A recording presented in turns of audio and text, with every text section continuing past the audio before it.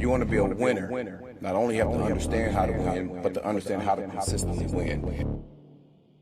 We're the freaking New York Jets, and we're built for this shit.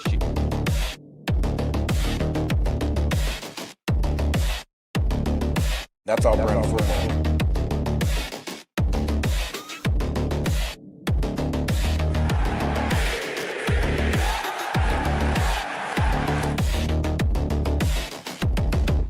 If you want to be a winner, not only have to understand how to win, but to understand how to consistently win.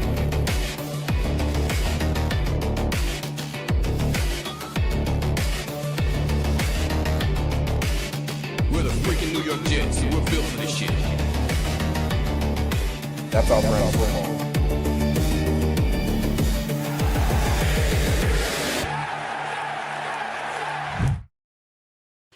Jets, Jets. Good evening, everybody. Welcome to the Nick Shine Show.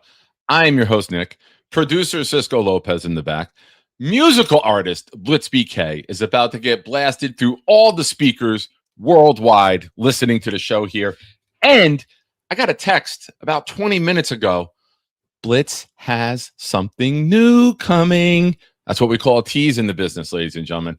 First things first, Shine Papa freaks all the honeys. Sorry, forgive me. Here's what we're going to do. You're going to hit the like button. You are going to subscribe to this channel right now if you're watching this and you're not subscribed already, because we are 3 away from 2,400 subscribers. So make sure you hit that button. Get us there tonight. We'll celebrate. Now, a couple other things. Very, very big news. Big news. Tonight's raffle. Your choice of a Wesley Walker, friend of the show, Ken O'Brien, friend of the show, Wayne Corbett, friend of the show, jersey. So that's tonight's raffle. Now, we have an expression on the show that we use every so often. It's called buckle the fuck up. Haven't dropped that in a while. Haven't had many of those moments. But ladies and gentlemen, tonight we shall, because next Sunday's raffle will be a full-size Garrett Wilson autographed helmet. Now, here's what we're doing. I know we were doing the weekly with the jerseys, but it's training camp starting this week. So here's what we're going to do. All raffle entries tonight are doubled. You know that. It's Sunday night, shine time and prime time. Raffle entries are doubled this evening. But now, I guess they're quadrupled, because you get 2 entries tonight, but you're also going to get 2 entries for next week's wheel. So double the pleasure, double the fun, super chats and gifted memberships, and I hope you win one of the prizes. All right. I didn't really have my doctor.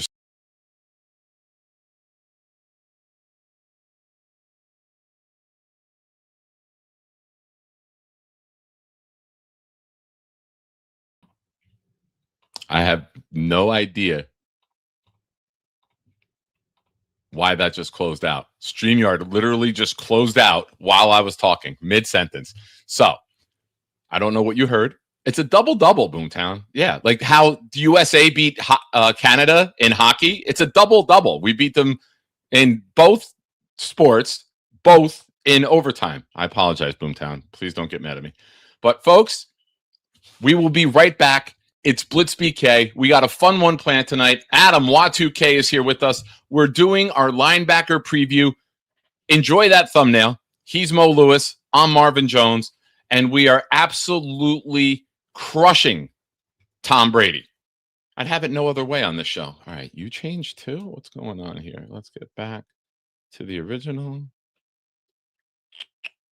All right, everything changed there for some reason. Fucking StreamYard. All right. Blitz BK, we're back. Let's go.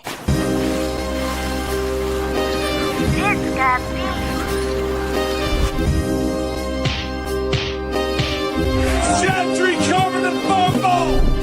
Any day, any night, we all shine, bro. First class shine time, the Nick Shine Show.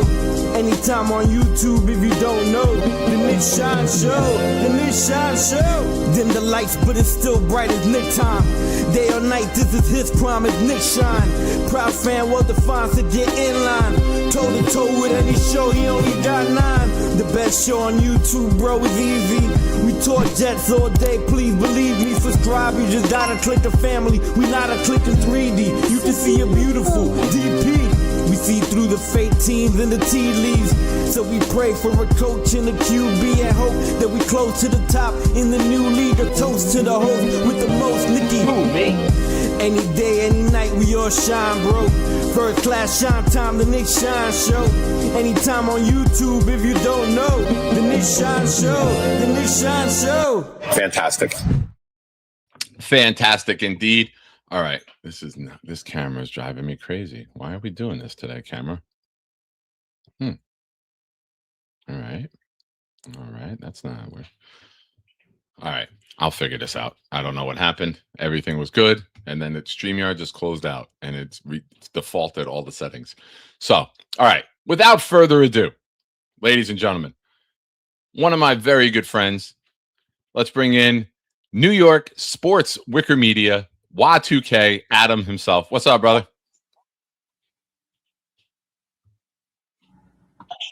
Hello? Adam? Oh, there I am. There you are. Know, Nick, I gotta say that Hold on. It's quite the streak that we're on here. Again. All right. We're going to do that again. Ladies and gentlemen, my good friend, Adam, Y2K, New York Sports Wicker Media. Now we got it going. Okay, that's more like it. Nick, I do have to say something. Wesley Walker, Kenny O'Brien, Wayne Krebet, me. One of these things clearly does not belong here, but I do appreciate you having me on tonight. So it is always good to see you. How are you doing, and how excited are you to get this training camp part of the season already? I'll set up for training camp right now. I'm very excited for football to get here.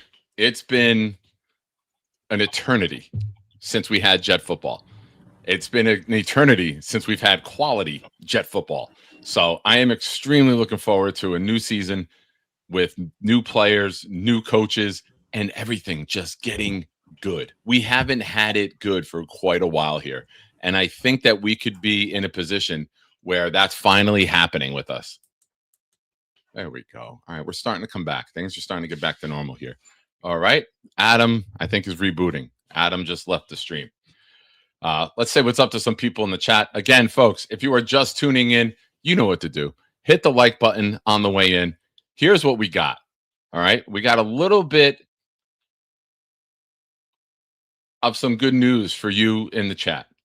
Tonight's raffle entry at the end of the show will be one of our three friends from the show, Wesley, Ken, Wayne. Yes, I'm on first name basis with them, for crying out loud. I've texted with all three of them this weekend. That's a flex. Sorry. That just felt good to say. You will pick one of their jerseys, tonight's winner.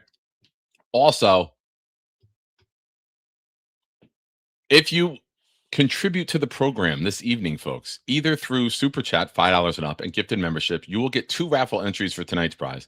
But you will also be entered into next Sunday's raffle, a full-size Garrett Wilson helmet. Also, we got to show some love to this. Great work. Great work, Cisco. That's me as Marvin Jones, Adam as Mo Lewis, annihilating Tom Brady. So let's bring Adam back in. All right, that's much better. Much better. Simple reapproach is sometimes all it takes. Yes. So sorry about being freeze 2K99 for everybody watching before then. So. All right. Sorry, there's StreamYard is glitching like a mother. I think we're good. You hear me? Yeah, Okay. much better All than right. before. I hear you. We're good. All right, folks. We got a super chat from Jeffrey starting us off. Laughing Disco for 250 joules. Okay. We got 440 joules. Uncle Alert or UNC? What are we doing? Uncle Alert or UNC? I'm a Carolina fan, so I'm going to go with the UNC. Shout out to Peg and Artie, who gifted our first channel membership of the evening, ladies and gentlemen. They are in for 2 tonight, and they went to Matthew Smith. I love Knob. You see Knob's comment? Now that you're interviewing Jets of the past, can you please get LeVar Ball on the show? We'll try now. Knobcraft. We'll try. So if that Nick's not going to get a word in if he has him on the show. Oh no, Jet legend of the past. Knob was texting me about him this weekend, and he's like, I was like, no, I don't think Corbett was ever there with him. He's like, you have to ask Corbett about LeVar Ball, but LeVar was there in '94. Corbett started in '95. All right, now we'll see what we can do. We'll see what we can do for you, buddy. Anything for you. But folks, thank you, Peg and Artie. Hope you guys are doing awesome. And Adam, before we get into the linebacker preview, we were talking about it before. Internet was glitching there a little bit on us. It's really nice that this offseason is going to be over. You know, the rookies are already there. We're going to get more into that after we discuss the linebackers, if time permits, while you're here with us. But T'Vondre Sweat, a little bit of a hamstring issue. Now, I've been very vocal. You've known me for, I think this is be our 5th season as friends. You know how much I've wanted a monster in the middle. You know how excited I was when we signed Sweat. I've been on record here many times on the show saying he will be the most valuable piece. Maybe not the most valuable player in terms of statistics, but in terms of what he brings to the table and what his skill set will allow everybody else to use their skills to the best of their ability. We need him 100%. Do I care if T'Vondre Sweat is out there for day 1 of training camp? No. I care if he's out there for game 1 in Tennessee. That's the goal. Get him ready for that. He's a big boy. He's got 366 pounds. I've been there. I'm 163 pounds down. I know what it's like to carry that weight. You want to make sure everything's 100% before you start ramping him up. And let's be realistic. He's not an offensive lineman. He's not your middle linebacker. He's not going to be out there every play. You can slowly get his motor up and going, and you want him good for the long run. You don't want him good for the second week of August. So give me your thoughts on Sweat. Give me your thoughts on the injury and what it could mean.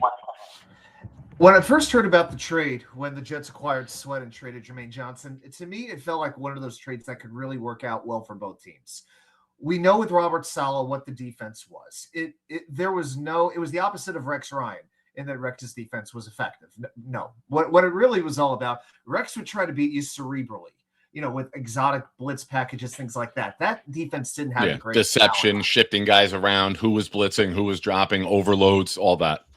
Exactly. But with Robert Saleh, you know what it was going to be. Rush 4, keep 7 back in coverage. So he wanted quick, shifty, fast defensive linemen. T'Vondre Sweat is not quick. He is not shifty, and he certainly is not small, as we well know. I mean, I think if you can put any 2 of our defensive tackles together from last year size-wise, I don't know if any 2 of them combined are as big as T'Vondre Sweat. And I mean that in a good way, because that was a player I think a lot of us in the draft said maybe the Jets could get him in the second round. This was a player we talked about a long time ago, and he's still only going into his 3rd year. He's a baby, and he's still learning. And guess who he learned under? Jeffrey Simmons, one of the best in the league. You just don't hear about him because he plays in Nashville. He plays in football Siberia. Now, did you hear Jeffrey Simmons on a podcast saying that it's going to suck losing Sweat? He's like, I know he was upset, to be one of the best tackles in all of football. It's so encouraging, and I don't think too many people in Nashville were very happy about it, but we didn't see the fit with JJ. We love him as a guy, but the production, part of that is due to injuries. It just wasn't there like we wanted it to be. So I was thrilled to bring him in because if you're going to play that sort of hybrid defense, if you're going to switch 3-man fronts, 4-man fronts. Ladies and gentlemen, we have, sorry, Adam, forgive me. We have major action in the chat already. Forgive me. I screenshot this last night. Producer Cisco's got a big family event going on. He didn't know if he'd be here for the whole show. He gifted 10 last night that went to, we got the sauce. No, we don't. Taurus NYJ, Delusional Jet Fan, Major Poonage, Sonny Crockett, Jay Leaney, Wild One Productions, New York Jets Media, Claus 36, and MC Lean. So that was last night, ladies and gentlemen. Shout out to Cisco. You know what we do here when we gift 5 or more. Here we go, baby. J-E-T-S, Jets, Jets, Jets, let's go, baby.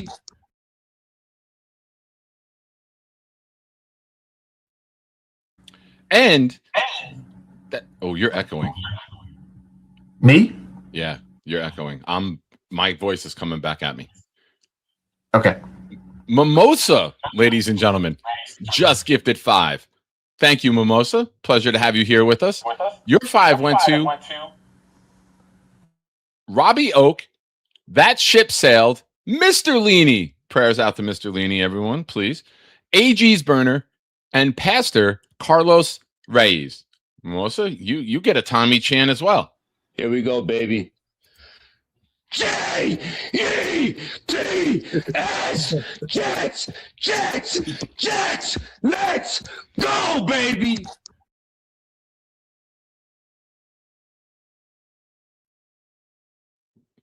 All right. All right. Let's check with you. How are we? We're good. Right, is this better? It's much better.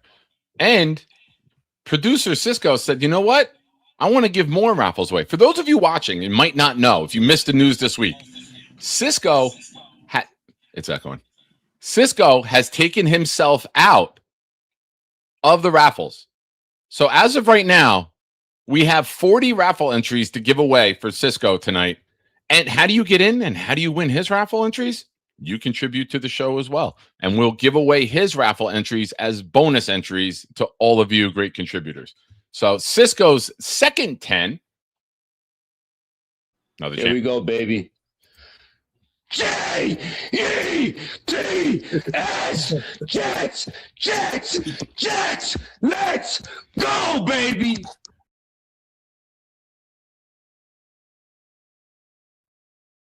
I never get tired of that. Rest in peace, Tommy.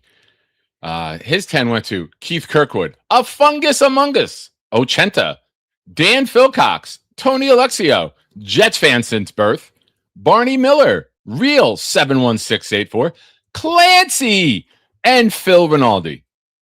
Thank you, Cisco. Thank you, Mimosa. Thank you, Paganardi. Tremendous start to the show, and good luck to all of you. But no good luck to you, Cisco. No good luck to you. All right, let's unmute you. All right, I changed the microphone. Yeah, I changed the microphone and I changed turned the echo cancellation off and on. So hopefully this is working. Now let me talk. Good. All right. Clancy, Cisco got you, baby. All right. A lot of action there in the chat. Had to give them their flowers. Tavondre Sweat trade, injury, thoughts, go. Yeah. So getting back to Tavondre Sweat, I was thrilled to bring in somebody who could play, if they want to play that 3 down lineman role, he could plug it. He could play 4-3. He could play in so many different roles. And the Jets do have some depth on the defensive line now. I don't think that's something we're really talking a lot about, is they do have a lot of, I think, credible pieces to plug in on that line. I think that's going to be one of the more pleasant surprises that we have with this defense. But Sweat may be as irreplaceable a player as we have. Certainly on the defensive line. I wouldn't say in the front 7 because there's another player that we're going to get to in a little bit who I don't think you can really replace. But on the defensive line, I don't think you can replace Tavondre Sweat. So it's the NFI list. Just about every team is putting players on it right now.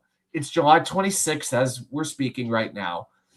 We're still weeks away from even a preseason game. This is nothing to get crazy about. Supposedly it's a minor hamstring injury, but he could be off the list in a week. Now, if he's on the list come regular season, now we got something to talk about and we have the right to be worried. But am I upset over him being on the NFI list right now? I'm not. No. And there was a little confusion with it. People hear he's on that list and they thought he would miss the first 4 weeks of the season. Now, just to clarify for those, that tag only happens when the final roster takes place, not now. Right. This is just a training camp designation. All it means is that He can't work with the team. He has to work off on the side field with the strength and conditioning trainers.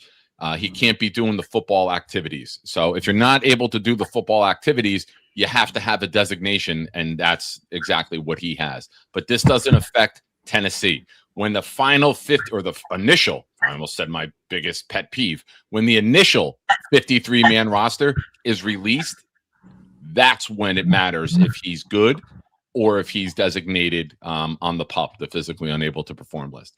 So, and to be clear on this, that day is Sunday, August 30th. So that's over a month away. Yeah, when you have to go from the 90 to 53, it's Sunday, August 30th, 6 p.m. Eastern. So that's the deadline for it. Early, considering the first game is so late and it's the 13th. It's the latest that a game could possibly be, because Labor Day is as late as it could possibly be this year, being the 7th. So I'm surprised how late that, or how early that day is, but it also gives you 2 full weeks to get your starting, and it's not just us, but it gives you 2 full weeks to get ramped up for opening day.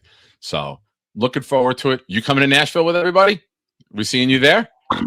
I'm trying to make this happen. Those who don't know, the job situation has been a little crazy. Quit my job last month.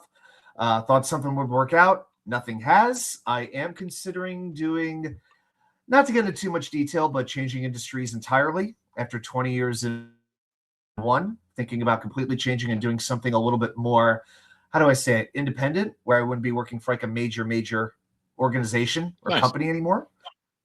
So I'm actually thinking about starting. If that's the case, though, then I would be doing like an 8-week schooling period starting in about a month. Boomtown says bring the wheel. I'm going to be pretty focused. Hey, we'll be bringing something, but yeah, I think I can find maybe we can find a way to bring the wheel, as long as it doesn't. We actually spun the wheel this past Wednesday on Wednesday Night Live. Nice. Yeah. So we did the top 100 wheel, and the reactions when we landed on Tim Tebow were quite humorous, I got to say.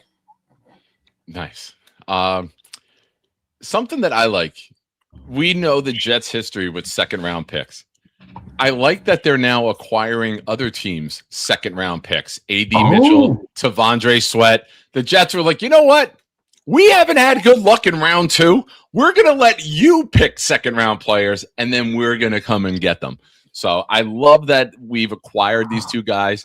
They were high picks, both from Texas, I believe, right? Mitchell was from Texas as well, right? They're both Texas. Yep, absolutely. So both long. You're going to get players who were part of a big-time program. You're going to get players who were highly touted and drafted in the second round, and you're bringing in the guys that fit your scheme, and you're working again, Muji, working with a plan, and they're working with intent, and they have a vision for this team.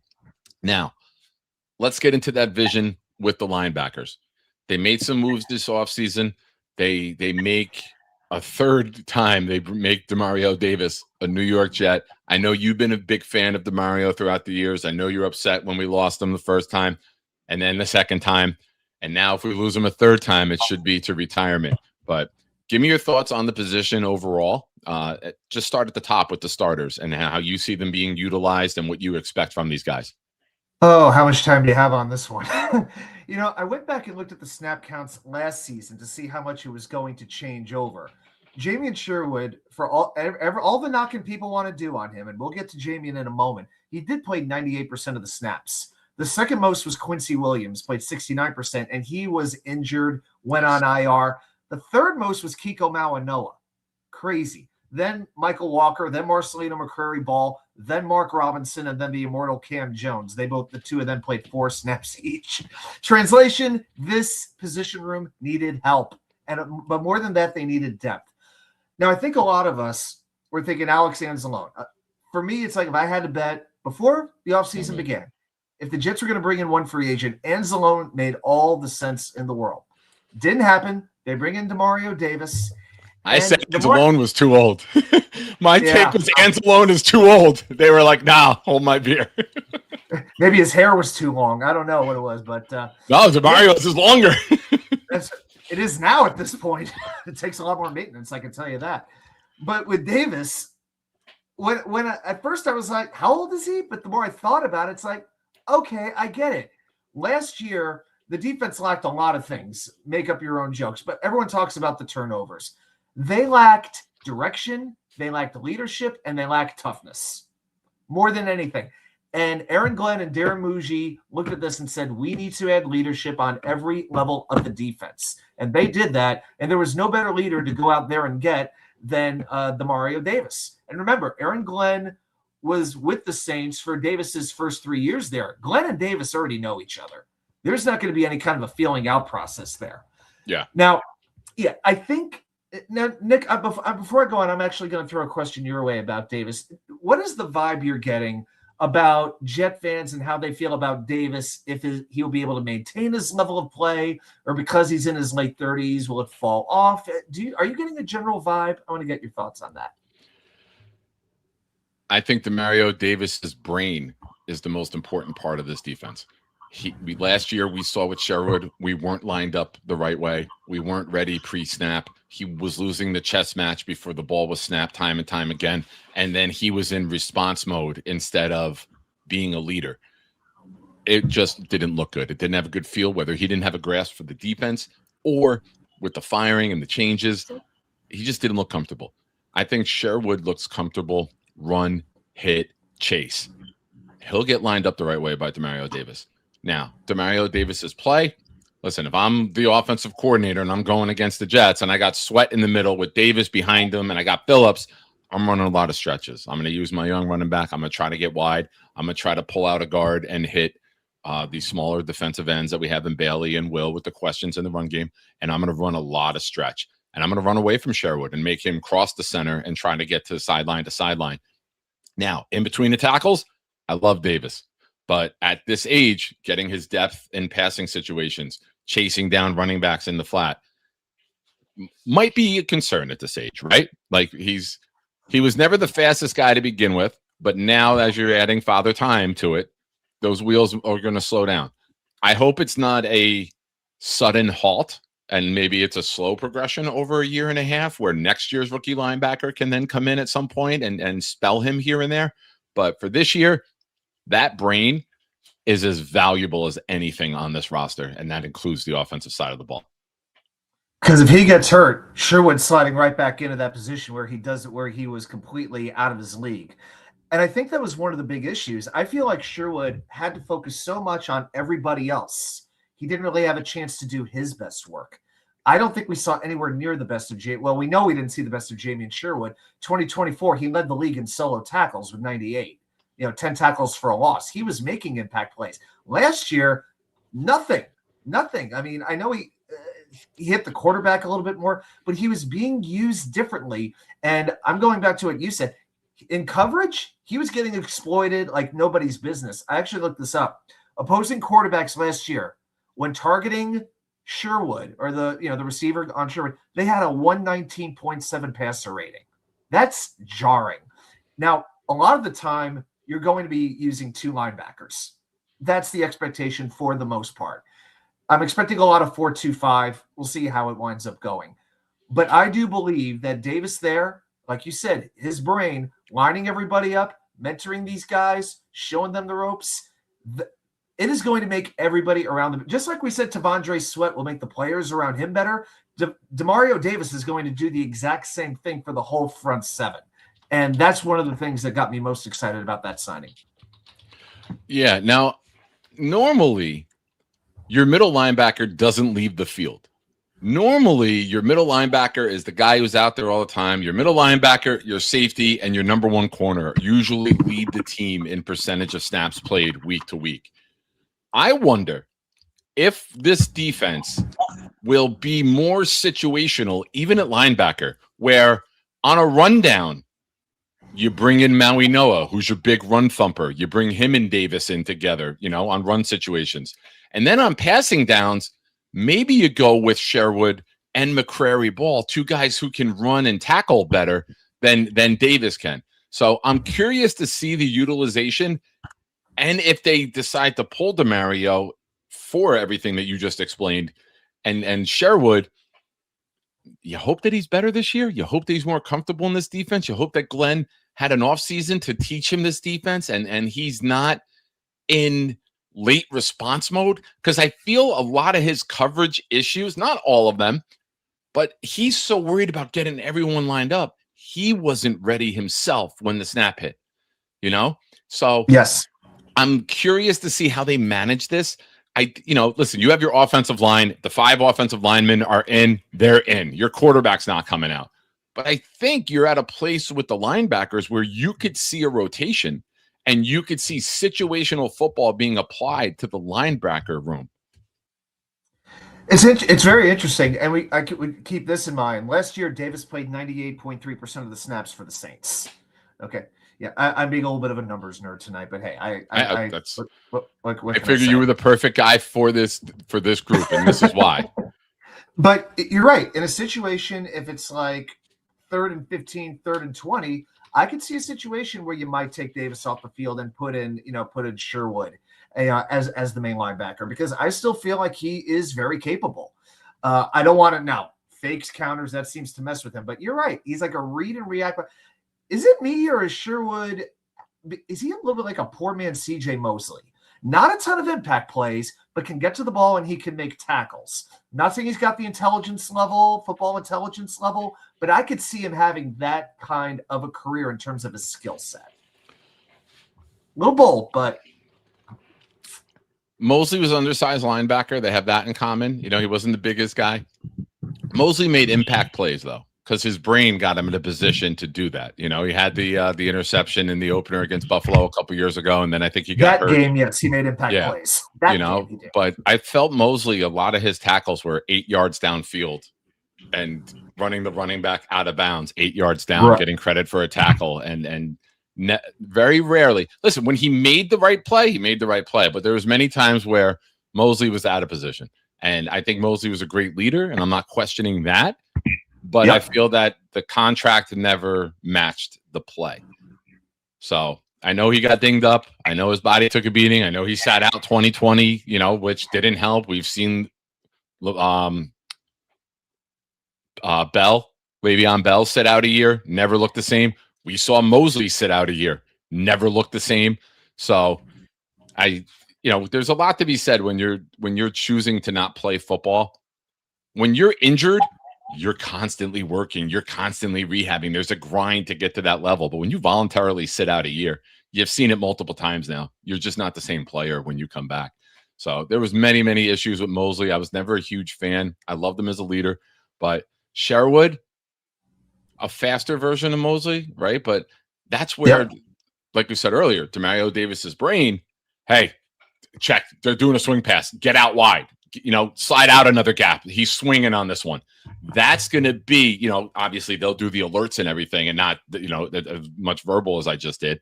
But Sherwood being told by Mosley, watch the hitch to the tight end on this one.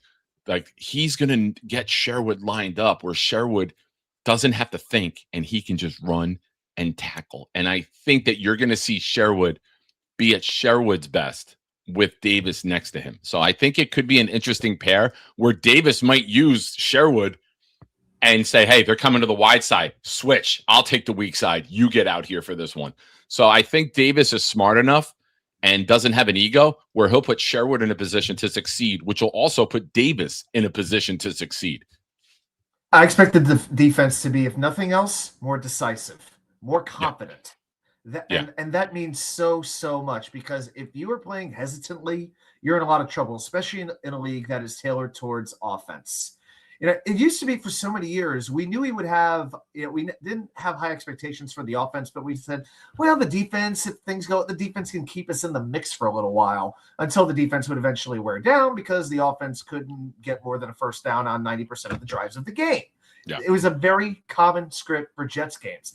Last year, it almost felt like sometimes the offense, this is horrifying. No. I was going to say the offense had to bail out the defense. No, special teams had to bail out the offense and the defense. What are we talking about here, Nick Shine? They were the only good thing Aaron Glenn did in year one was hiring Chris Banjo. Everything else had to be a redirection. The quarterback, the coaches, everything. My controls.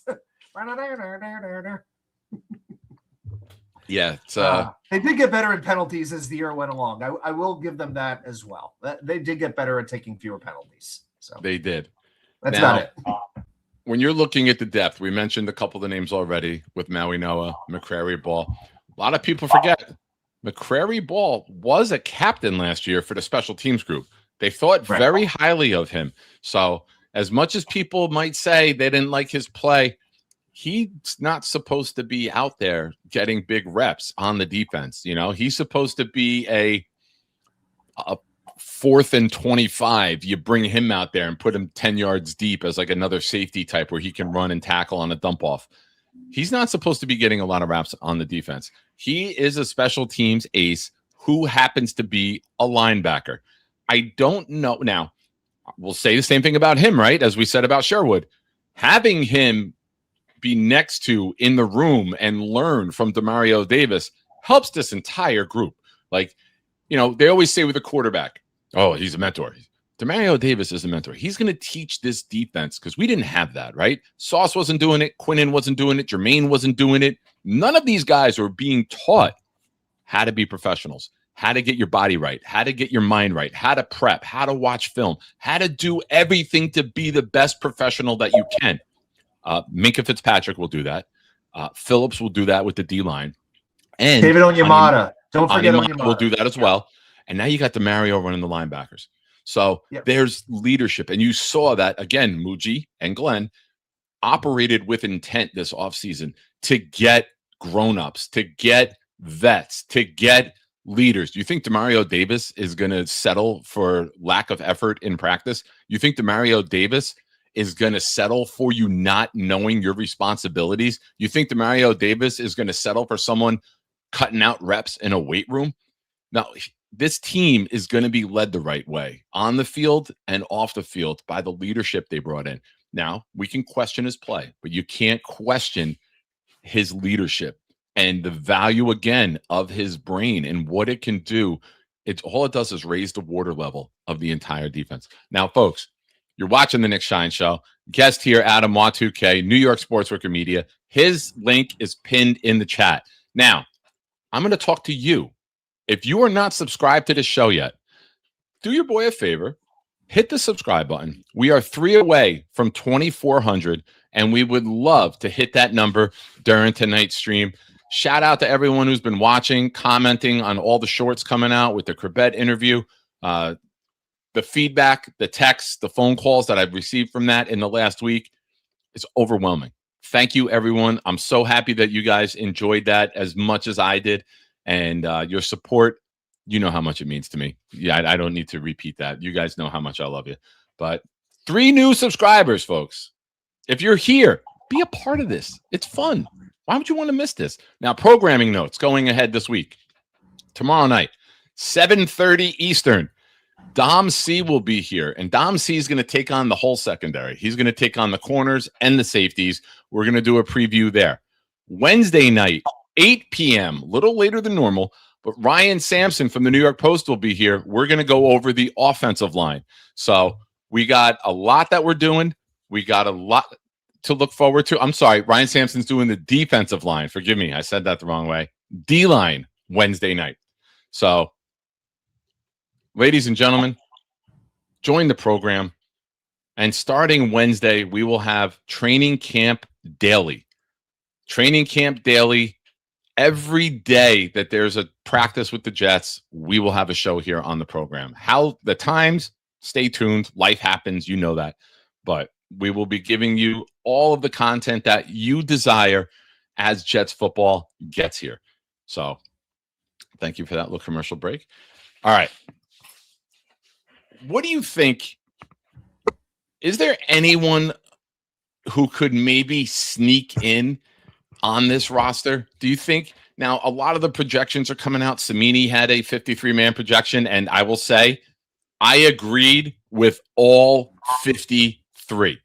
I think that this roster is in a place where there's not a lot of surprises. Jets fans, we've had holes on this roster. We've wanted the Rudy. We've wanted the guy that nobody thinks can make the team. We've had our Brownlees. We've had other guys who make one slow motion catch in training camp, and he's got to make the roster. We did it with Xavier Gibson. We did it with other guys.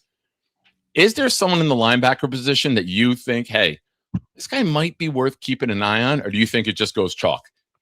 I think, okay, and just to clarify, the linebackers that, because I agreed with most of it. Like when I did my first roster projection, I had a very similar roster. 5 safeties. I want 5 safety. I believe that the 5 safety look is makes a lot of sense. I think that was one of the more unusual things about it, but I agree with it.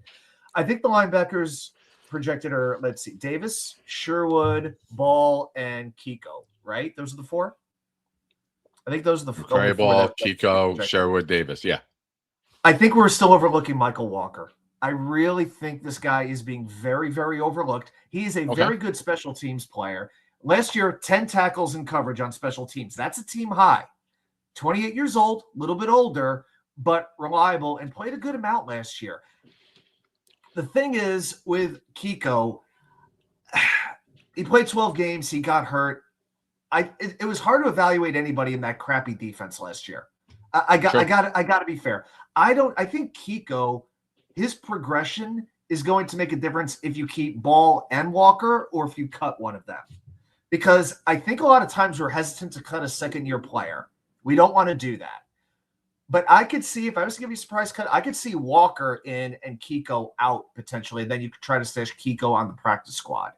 Because I think Walker is a very reliable fundamental player. But if Kiko is good enough, if he can prove himself, then I think Walker is a victim of the numbers game. Do you think it's one or the other? You think that if it's, since they're both special teamers, does it make sense to have both, right? Like you weren't keeping Stiggers and Irv Charles, right? Because they both do the same thing. You moved Irv Charles. Gone. Yeah. We traded Charles. That's what I'm saying. You weren't keeping both of them now that Charles is healthy. Right. Stiggers took that role. He's not coming off an awful knee injury. But do you think it's either one or the other? Let them play it out? I think so. Yeah. If Ball wasn't a special teams captain last year, he would be the one I would lean towards cutting. I still can't get over that fish celebration that he did on the turf. That dead fish out of water. That absolute atrocity. But they made him a captain. He's like the Justin Hardy of linebackers. He's like, you know what? Here's what I want from Marcelino McCurry Ball. Be Nick Bellore. Very good special teams player the Jets had years ago. Let him go, and he's played for like 10 more years ever since. God bless him for it. If Ball can be that, fantastic. Right now, I think you have 3 guys fighting for 2 spots. And these guys, as long as Davis and Sherwood are healthy, they're not going to get a ton of playing time. The third linebacker is not getting a ton of of opportunities here. So a lot of that does come down to special teams. And why would you mess with special teams too much from last year? So right now, that's Ball and that's Walker. So again, to me, Mawanoa, he's got to take a step forward if he is going to keep the roster spot. Yeah. I want to respond to one thing. I want to respond to one other thing from Greg Morello. Milano time, he's got some fire left in him. The one thing we have to keep in mind with Matt Milano, 2 things. One, he turns 32 very soon. The other thing is he has played 21 games in the last 3 years. I know what he did to Mike. And whenever he does play, it seems like he injures Jets players. Exactly. Snell will injure his own. I don't even want him on the practice field because he might injure Jets players just out of creature of habit. First, he takes 3 steps on the MetLife Stadium turf, wearing that hot white uniform against the Packers. Boom, down he goes. I don't know, because we have our veteran mentor linebacker right now. I don't know if Milano I don't know if it makes sense to bring in another veteran linebacker. I'm looking for somebody in their 20s, not their 30s at this point. It's fair. Folks, we got 1 sub. We are 2 away now from 2,400. If you're watching the show here for the first time, welcome. Hit the like button. We've had a lot of good things going on here. Here's what we got going on tonight, ladies and gentlemen. Tonight, we are giving away. Where are you? We got friends of the show, ladies and gentlemen. Your choice: Wesley Walker, Ken O'Brien, or a Wayne Corbett jersey to tonight's winner. Also, anyone who contributes to the program tonight, $5 super chats and gifted memberships. Your raffle entries are doubled for this evening, but you're also in next Sunday's raffle for a Garrett Wilson full-size autographed helmet. Make sure you get in it. Tonight is the best night ever to raffle contribute because you get double entries tonight and double entries for next Sunday as well. So we're trying to join the hype as the Jets season begins this week. Rookies are already there. You want to go see Jets rookies? You go to 99 Park Ave. their townhomes in the parking lot of One Jets Drive, right on the main road out there. That's where all the rookies are. That's where they have their condominiums or their townhomes. They all hang out there. So there's a little tip for you. You can go over there, sit out by the pool, and hang out with Jets players. Many people have done it. I remember the Zach Wilson rookie year. This woman's like, "Oh my God, I'm sitting out there with all these nice players, and you know how sweet they were." And then I realized that they're all New York Jets. So there's a little tidbit for you. Also, if anyone has 2 camp tickets extra for next Saturday, August 1st, for me and my son, I will give you human monies, as Dan Housen says. I will give you human monies for it. The boy wants to go. It's the only day I can make with my work schedule and his school schedule. So please think of your boy. Thank you. That sounds good, Nick Housen. Thank you. Thank you, Adam Housen. All right. Or Wickerhausen, if you so prefer. Oh, I like it. When you look at the rest of the roster outside of the linebackers, do you have a Watu guy? Do you have a guy that you're like, this is a guy who I'm excited about? This is a guy, because I know you do the deep dives, you do the roster dives, you break down the analytics of who's fallen off and maybe doesn't deserve a roster spot anymore. Maybe there's a guy that you have in mind where you're like, this guy's been a Jet for a while, but it's been because the rest of the room has been crap. Is there a guy that you see not making the roster that people think will? And do you think there's a guy who could sneak in anywhere? I don't think it's necessarily a roster battle. I think I actually agree with what you said earlier, that we have a pretty good idea, aside from any catastrophic injuries, what this roster is going to look like. I think what it's going to be more about is who gets playing time, who gets opportunities, who's going to get those extra snaps. And I look at some of these. I look at some of these second and third year players, and I think a lot of them are really being overlooked. Like, I have been a Braylon Allen fan since before we drafted him. I have been on that bandwagon. I remain on that bandwagon. I just cannot get with this idea that Isaiah Davis is going to emerge as the number 2 running back when he does the bulk of his running in garbage time. I like Isaiah Davis, but I still think Braylon, as young as he is and as capable as he is capable of a heck of a lot more than what he has had a chance to do so far. And I don't think there was anything, and I was not a fire Aaron Glenn guy, but I don't know if anything offended me more when they put Braylon back as a kick returner, and that was the play where he injured his knee and was out for the season. Yeah, I was there for that. I hated that. I was posting in the Discord. I went to that game down in Miami. Shout out to Lou B for the ticket. I went to that game, and I'm posting in the Discord, Braylon Allen's catching kickoffs before the game. What the fuck? It made exactly as it should. Yeah, that was as nonsensical a maneuver as I think I saw all season. I look at the rest of the roster. That says a lot, because we're the Jets. Jets going Jet. Jets going Jet. That's what it comes down to. I even think I wonder about AZ Thomas and what kind of a role he's going to have. I feel like the cornerbacks, you could throw them all up in the air and it could settle all kinds of ways. I don't see why Brandon Stevens should be guaranteed a starting job outside of the contract he's making. Oh, you're going to love this hot take. Go for it. If Wright and AZ Thomas play really well, don't be surprised if Stevens is traded before the final 53. Because and also Brownlee and Minka, who can sub as corners, and be those big nickels. And now, if you think Pons can play outside and Wright is playing well and AZ Thomas is playing well, and you want to move on from Stevens, listen, I know he played well towards the end of last year, but this is about the future. You brought in Wright. You drafted Thomas. You drafted Pons. You brought in Minka. You traded for Brownlee. You got depth there. So I'm not going to be surprised if Stevens is traded in camp or traded early in the season. If you give Pons a few games and Thomas looks good and Wright is making plays, and Wright, Pons, and Thomas are your 3, and then you have Minka that you could bring in, and then you got Brownlee that you can bring in, and then you got Stiggers for depth. I wouldn't be surprised if Stevens just that they like, oh, you know what? we don't want you on the field taking these reps from these other guys. So we're just going to give you an opportunity to go elsewhere.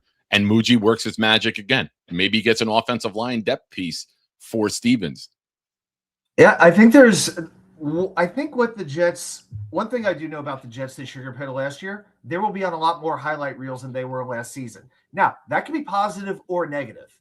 And as we look at the secondary, it's pretty apparent why. They brought in playmakers, but they brought in players who could potentially give up big plays. Nashawn Wright gets a lot of turnovers, but he gives up a lot of yards in coverage. Brandon Stevens, same thing. Dayton Belton, who they brought in from the Giants, playmaker. That's a safety that people don't really talk about all that much. But I could see him becoming one of those guys who becomes sort of like the fans' darling over the course of August because he's going to make some plays. So it's and even, you know what that also ties into? Geno Smith, the way he plays quarterback. Justin Fields was afraid to throw the ball more than 6 yards down the field at a time. It was the most infuriating quarterbacking I've watched, considering that the player was like a first-round pick, and you had seen a glimpse, especially in that first game against Pittsburgh. We saw what he could do, and then the butterfly went back in the cocoon, and he didn't come out for the rest of the season again. It was insane. We know that with Justin Fields, we know with Geno, he'll take chances. So the offense and defense, you see that new philosophy where it's like, you know, we might get burned, but damn it, we're going to make some plays along the way, and we're going to make some impact plays. This defense will. That will finally create shorter fields for the offense, and that can lead to, I know Jet fans, we can't imagine this, points. Super chat from DNY for Life says, "Hey Nick, what's your email? I posted it already." He won Wayne Corbett autographed mini helmet last week, so we got to get that out to you. Shoot me your contact information, your real name, your address, and I'll get that out to you. Training camp here this week. On our way to shock the NFL playoffs. Here we come. Jay, you know what? I owe Cisco a couple of these anyway. I'm not going to read it. We're going to let Tommy do it. Here we go, baby. J-E-T-S, Jets, Jets, Jets, let's go, baby.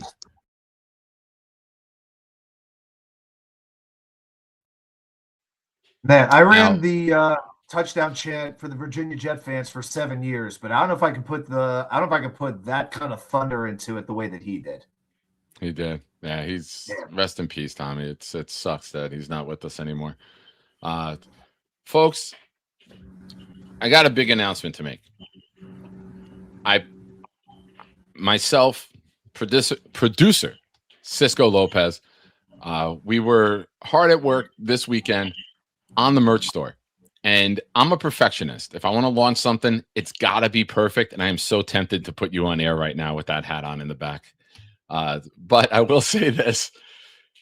We will have it no later than Wednesday. I'm hoping tomorrow with the show starting at 7:30, I can finalize everything.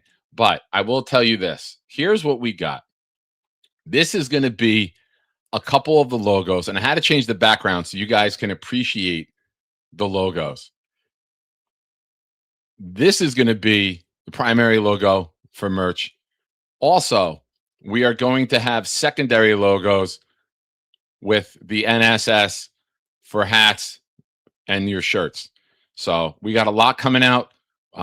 We're working very hard on this to perfect this, but this right here, you see it in the logo up top. We tweaked it a little bit. Shout out to Knobcraft who put the box and the border around it. Knobcraft is very talented around the box, so shout out to him. Thank you for your little assistance with that. But Cisco and I have been working very hard to make sure that when we launch this, it's absolutely perfect and it's something that all of you guys want and that you guys will enjoy. And gals, let's listen. There's a lot of items coming out, and looking forward to seeing you all rock your merch and calling in once you get it. So we will have that again. Discord members, you get priority. You will have the info before anybody else. So if you are on Discord, I love you. Thank you. Let's get back to you. And sometimes I sing as I do things. It helps my brain work. Now, give me your thoughts on the quarterback room. Must I? All right. Now, it's hard to debate that we have the worst backup quarterback situation in the NFL right now. Yeah, I'm trying to be as objective as I can. Wait, that's an improvement. Last year we had the worst quarterback starter in the NFL, and it got worse. So you mentioned it before with Geno, and that's what made me start thinking about it.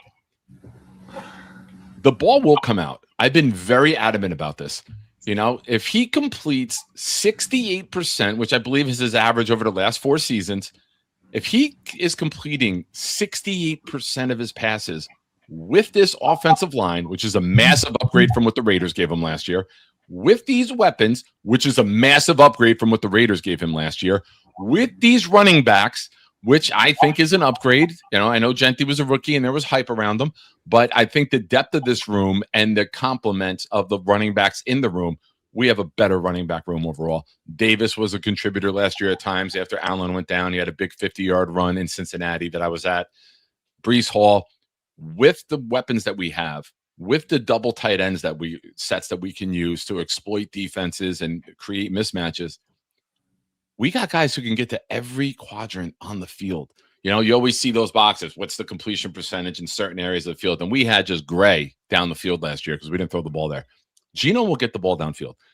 You run the ball well. You get play action going. Your tight ends are hitting the flat. Breece on swing passes. Mitchell going deep. Garrett Wilson. I always reference this play, Adam.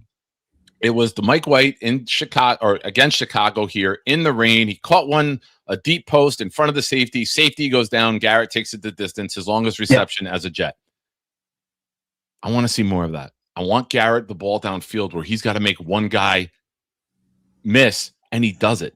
We've been giving him the ball close to the line of scrimmage, missing him downfield because the quarterbacks haven't been accurate. Geno will get the ball out.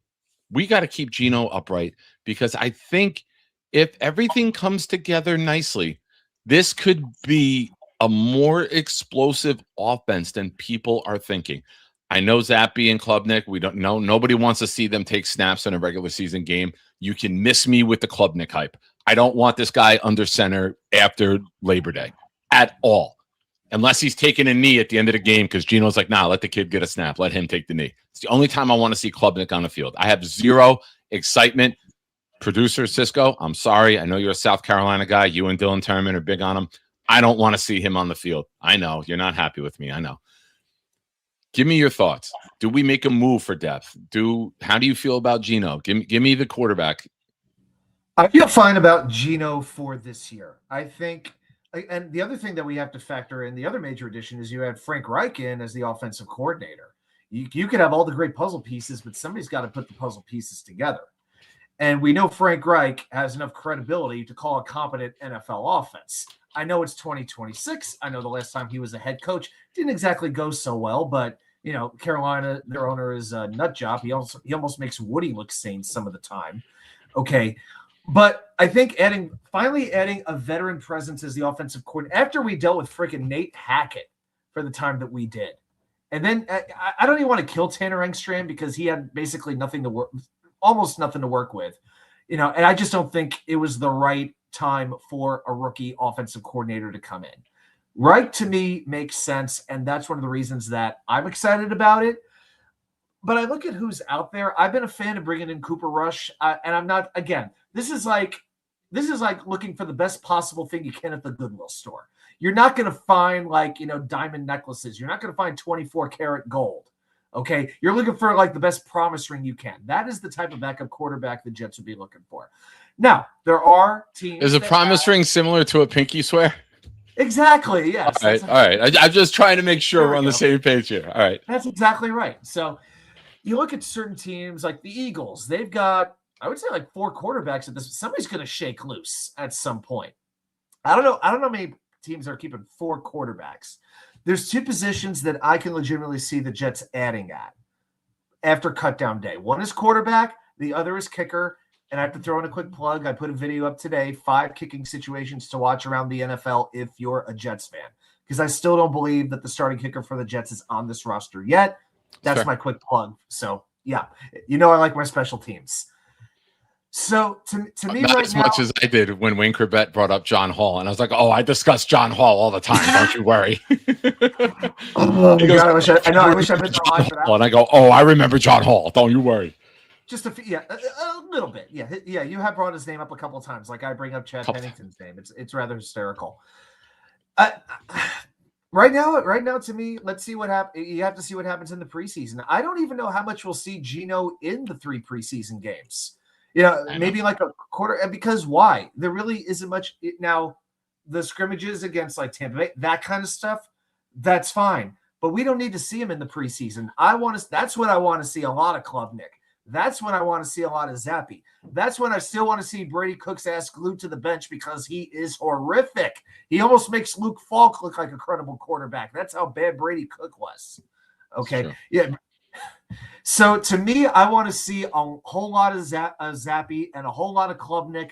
Let's see over those first couple games if one of them can emerge as just a decent quarterback. If not, the guy I'm looking for off the scrap heap right now is probably Cooper Rush. That's probably the one I would go with.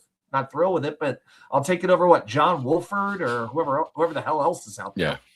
So somebody asked me the other day on the show, and forgive me, I forget. If it was you and you're in the chat, please let me know. A lot of questions come in, and I don't remember who asked. But they're like, what's your thoughts if they got to go make a move? I go, if they make a move, I trust in Muji. If Muji, who last year we thought defensive tackle was an issue, and he went and got 2. He got Phillips and he got Briggs, right? And those 2 were immediately our 2 best defensive tackles throughout the year. Now, obviously, when I'm talking about when Quinnen got traded, but Quinnen didn't play like Quinnen in the beginning because he fucking mailed it in, and now we got to hate you because you're horrible effort. Your audio's messing up again. But when I look at Muji, if Muji makes a move, I trust in Muji. And I have all the faith in the world that Muji's going to do what needs to be done. Now, whether that's going and making another addition along the offensive line, whether it's going and getting another linebacker, whether it's going and getting another quarterback, I have all the faith in the world in Darren Muji. And if Muji says, I need to strike, I'm pretty confident that we need to strike. And if Muji's like, all right, I'm not going to do it. Like, he's had to address everything, and he's done it.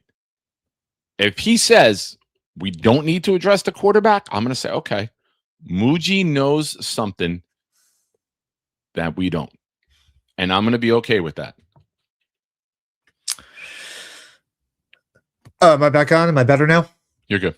Okay. You know what? I think I was on the computer mic. I switched to my actual mic. You sound so much better. Oh, well, thank you.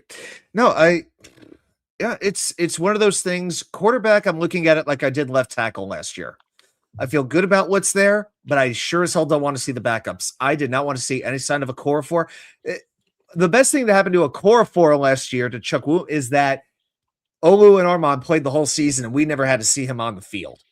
That is exactly what I'm looking for with the quarterback position. Yeah. That's the only time I want to see Max Mitchell is as offensive lineman 6 in the jumbo package. That one works for me. Yep, that one works for me. But right now, I know people are saying Zappy sucks. Well, it's like, what backup quarterback here doesn't suck right now? I mean, at least I'm not excited about Zappy. I'm not. Klubnik's unproven. I think there's a little bit of upside, but I don't want to put him in right away. And I see Garoppolo. Didn't Garoppolo basically say he was retired, but he would come out for the right situation? Like all of a sudden he thinks he's Aaron Donald or something? I think that he's doing who did it? Was it Roger Clemens? He just kind of sat home and waited for the offer to come in. And then in May, Roger Clemens is in Georgia. I read his books of all the dramatic things I've ever seen. Susan Waldman lost her freaking mind. But hysterical. I think that, not that I'm putting Garoppolo on that level, but I think he's going to sit. I think he's going to wait. I think he's going to keep himself NFL ready for if there's an injury or there's an opportunity. I don't think he's going to go and sign somewhere where the starter's there and he might not ever get to play. I think he's looking for an opportunity to play, and he might just sit it out and wait. Yeah, I just don't know what you're going to get that's out there. If you're trading for Will Levis, I mean, that's going to cost you a little bit of a draft pick. And then is he going to get a chance to play? it's like, I don't know if I want to trade a piece for an asset for somebody who's not even really going to play. And I don't know if they're that much better than what we already have. Why are you bringing in a player unless it's a clear upgrade? And right now, I mean, Josh Dobbs, is anybody excited about that? Do we want to get Russell Wilson out of the TV booth? No, if anything, I think you're going to see some sort of acquisition. And if you want to do a deep dive, I would look at the quarterbacks that Reich and Musgrave have experience with. And it might not be a big name, but it might be somebody that's comfortable with their verbiage, with the scheme, and that they know the concepts that they want to run. And it would be a very quick learning process because a lot of it is already instilled in their brains. So it might not be somebody that we're all going to lose our minds over. It might be on a level of a Zach Allen or somebody like that. You know what I mean? Not him. I know he's signed somewhere, but it's going to be somebody that does not get us excited. But I think it's somebody that might fit what they want to do and know that they can handle it if thrust into play. Now, I know Zappy's got, I think, 4 and 6 as a starter. I think he's got 10 career starts. I don't know if you're going to find more experience than that with what's left and what's out there. So as much as we might not like it, that might be your backup. Now, I know people have said, and I think Greg Rallo said it before, I like Club, and I know Cisco and Dylan Terraman and others do. I don't want to see him play. And the reason I don't want to see him play this year is because I have watched high draft picks with expectations get destroyed because they weren't ready when the team put them out there. This guy did not ascend as his college career went through. He free-falled in his last year in college. He fell to the 4th round of the draft. A lot of people think he was overdrafted in the 4th round. I'll say this. If he can elevate to a career backup and be the clipboard holder and be the guy on the headset and be the brains of an operation, he looks like he's a good leader. We need more of that, even if it's a backup quarterback. I'm a big believer. If you have a team full of leaders, nobody has to be led. And I love Klubnik, the man. I don't want to see Klubnik play before he has to. And there's no reason. Chad Pennington sat 2 years and 4 games before playing. There's nothing wrong with somebody sitting.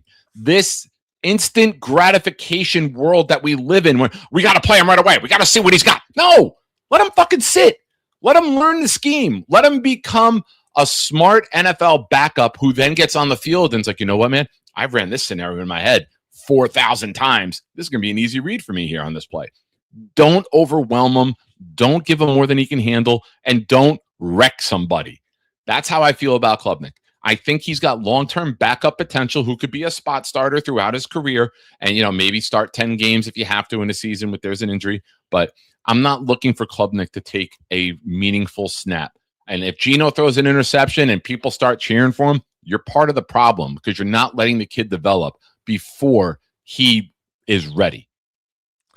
Thank you for this, Nick talk. Yeah, I think you make some very, very fair points. By the way, with Andy Dalton, Dalton signed with Philadelphia. So the Eagles, that's one of the 4 quarterback teams I refer to. It's Hurts, McKee, Dalton. Who's the 4th? Cole Payton, North Dakota State, the rookie. Yeah.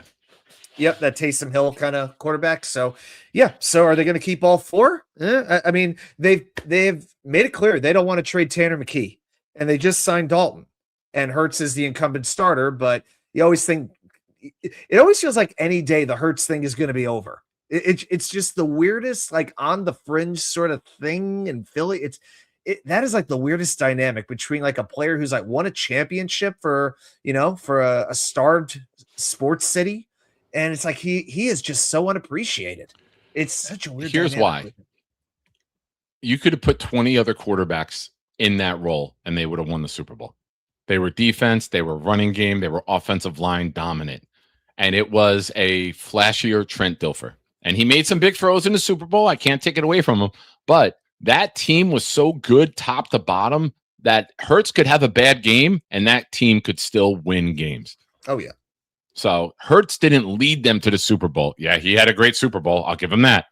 But that's because the Chiefs weren't respecting him and they went over the top a couple times and he hit it. So yeah, so I think we're just rolling with what we have at quarterback right now, and we got to keep Geno healthy. I think that's what it comes down to more than anything. And I do believe in the offensive line, except for the center position.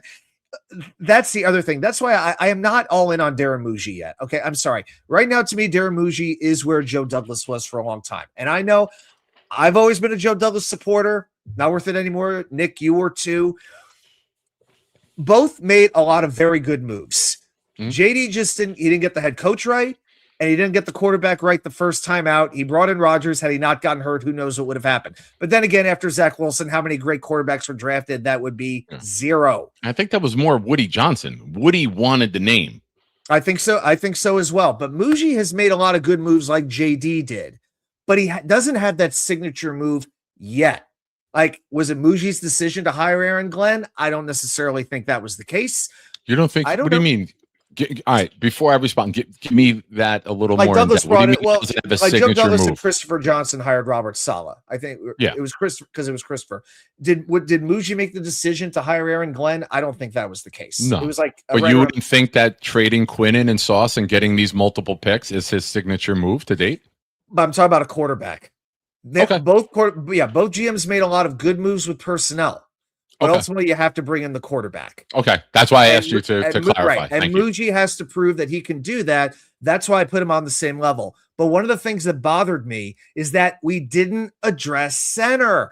We're not used to having a lot of things being consistently good as Jet fans. We're used to having a damn good center. Going back to before you and I were born, before we were even, when our parents were teenagers, for crying out loud. Schmidt, Fields, Sweeney, Mawai, Mangold, rest in peace. All of these guys. As of late, we've been dealing with the Spencer Longs of the world, God bless him. Okay. And we had to deal with Josh Myers. I'm sorry. Josh Myers is a fine backup. He is not a starter. And we didn't bring in anybody to compete with him. If Rusty Spooner's in the background, he'll give you a 90-minute spiel about Connor Lew, and I don't even blame you for it. But we don't have depth to compete at center with Josh Myers. That's my one concern. Other than that, I dig this line. I even like Dylan Parham being there at left guard. That I thought was a good under-the-radar signing. But, you got to fill in the middle. I want a center. Gotta fill in the middle. Hashtag Diane Rossini quotes. All right. We got something here that we have to tend to. I'm waiting for a response right now. But ladies and gentlemen, the big fella just sent me a Venmo to gift 5 channel memberships, ladies and gentlemen. Shout out to the big fella. Yes, but all right, I got you. Those 5 went to 3D Boxing, Ernesto Jimenez, Jet Bigley, Jay Graves. Yeah, I know her. I love her. And the Blunt Father, 420. Now, we could have a reality show to figure out who that person is, because there are many of those in our community. But shout out to the big fella. And the Venmo was received by the big fella. Nobody else, just the big fella. Well, inside joke. No doxing. Thank you, the big fella. You're in for 10 raffle entries for tonight. Appreciate you, my friend. And of course, bang. Here we go, baby. J-E-T-S, Jets, Jets, Jets, let's go, baby.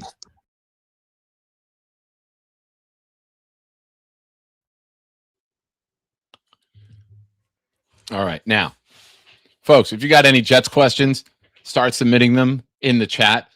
Now, Adam, on your show on Wednesday nights, you are infamous for many years being before your show on Green Bean Show. When you come on here, there's one thing that we always ask of you.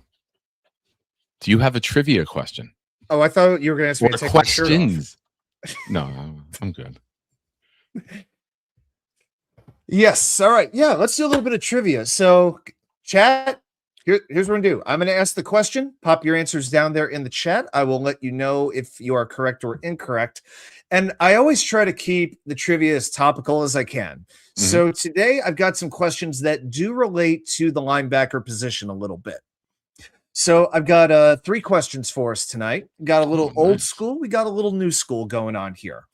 All right. And so if you're questioning about the New York Jets, it's got to be dropouts. we need dropouts as well. Oh my gosh. All right. Sorry.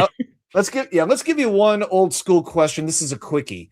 Name the linebacker who was named to the Pro Bowl for the Jets in the year they won the Super Bowl in 1968.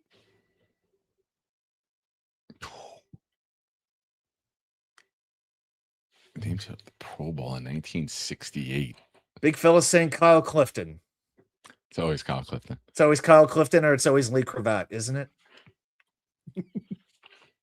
I don't know the linebackers from back then. I'll be honest. All right. I don't know this one. Chat. And I take pride in knowing my Jet trivia, as you know. Paul says Grantham. See, that's the one. That would be the easy one because Larry Grantham was selected to 5 Pro Bowls in his career, but not that season. And this is why you're WA2K. That's right. Any other guesses? If you get the question right, also, you will get a raffle entry. I think that's a great idea. So it's not Larry Grantham. Can you name another linebacker from the Jets Super Bowl winning team? Jeffrey, 1968. So the 68-69 season. You're Googling. You're Googling. Yeah. Throw in the Google machine. Jets roster in 1968. Big fella says Ralph Baker. That's a good guess, but no, it was not Ralph Baker. Rasmussen was a lineman. Randy Rasmussen was a left guard. Yeah, not Randy Rasmussen. Is the answer? It's not Jesus or Jesus, Boomtown. Neither of them, unfortunately. Shout out to Jesus, though. Happy Lord's Day to everyone who celebrates. He'd have been all pro, but he was all world. He's out of this world. How about that? Amen.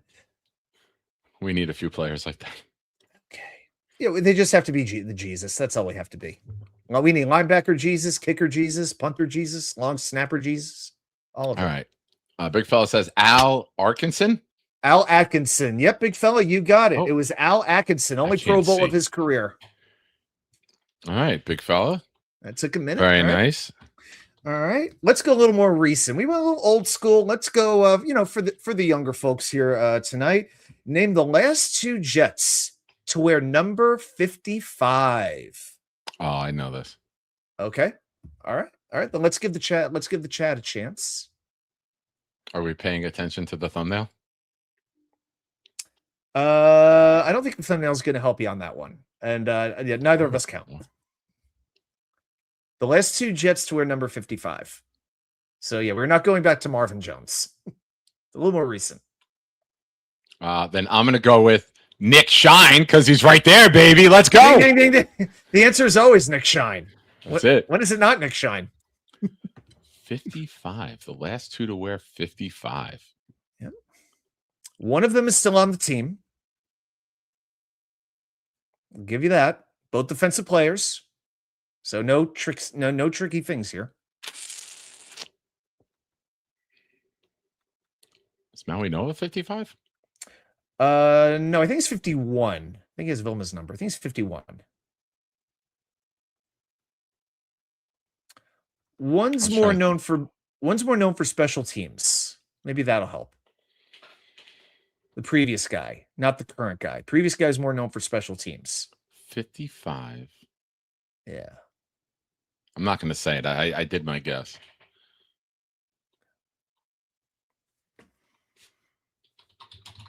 Chat, got any answers for us tonight? Let's see. Yeah, I know player numbers are a little bit harder now than they used to be because you never know who's wearing what. But yeah, nothing too crazy with this one. Big fella says Justin Hardy. No, Hardy was 34.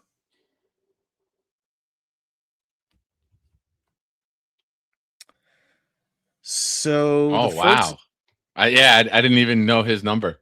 I'll be completely honest. I didn't know his number. Okay. All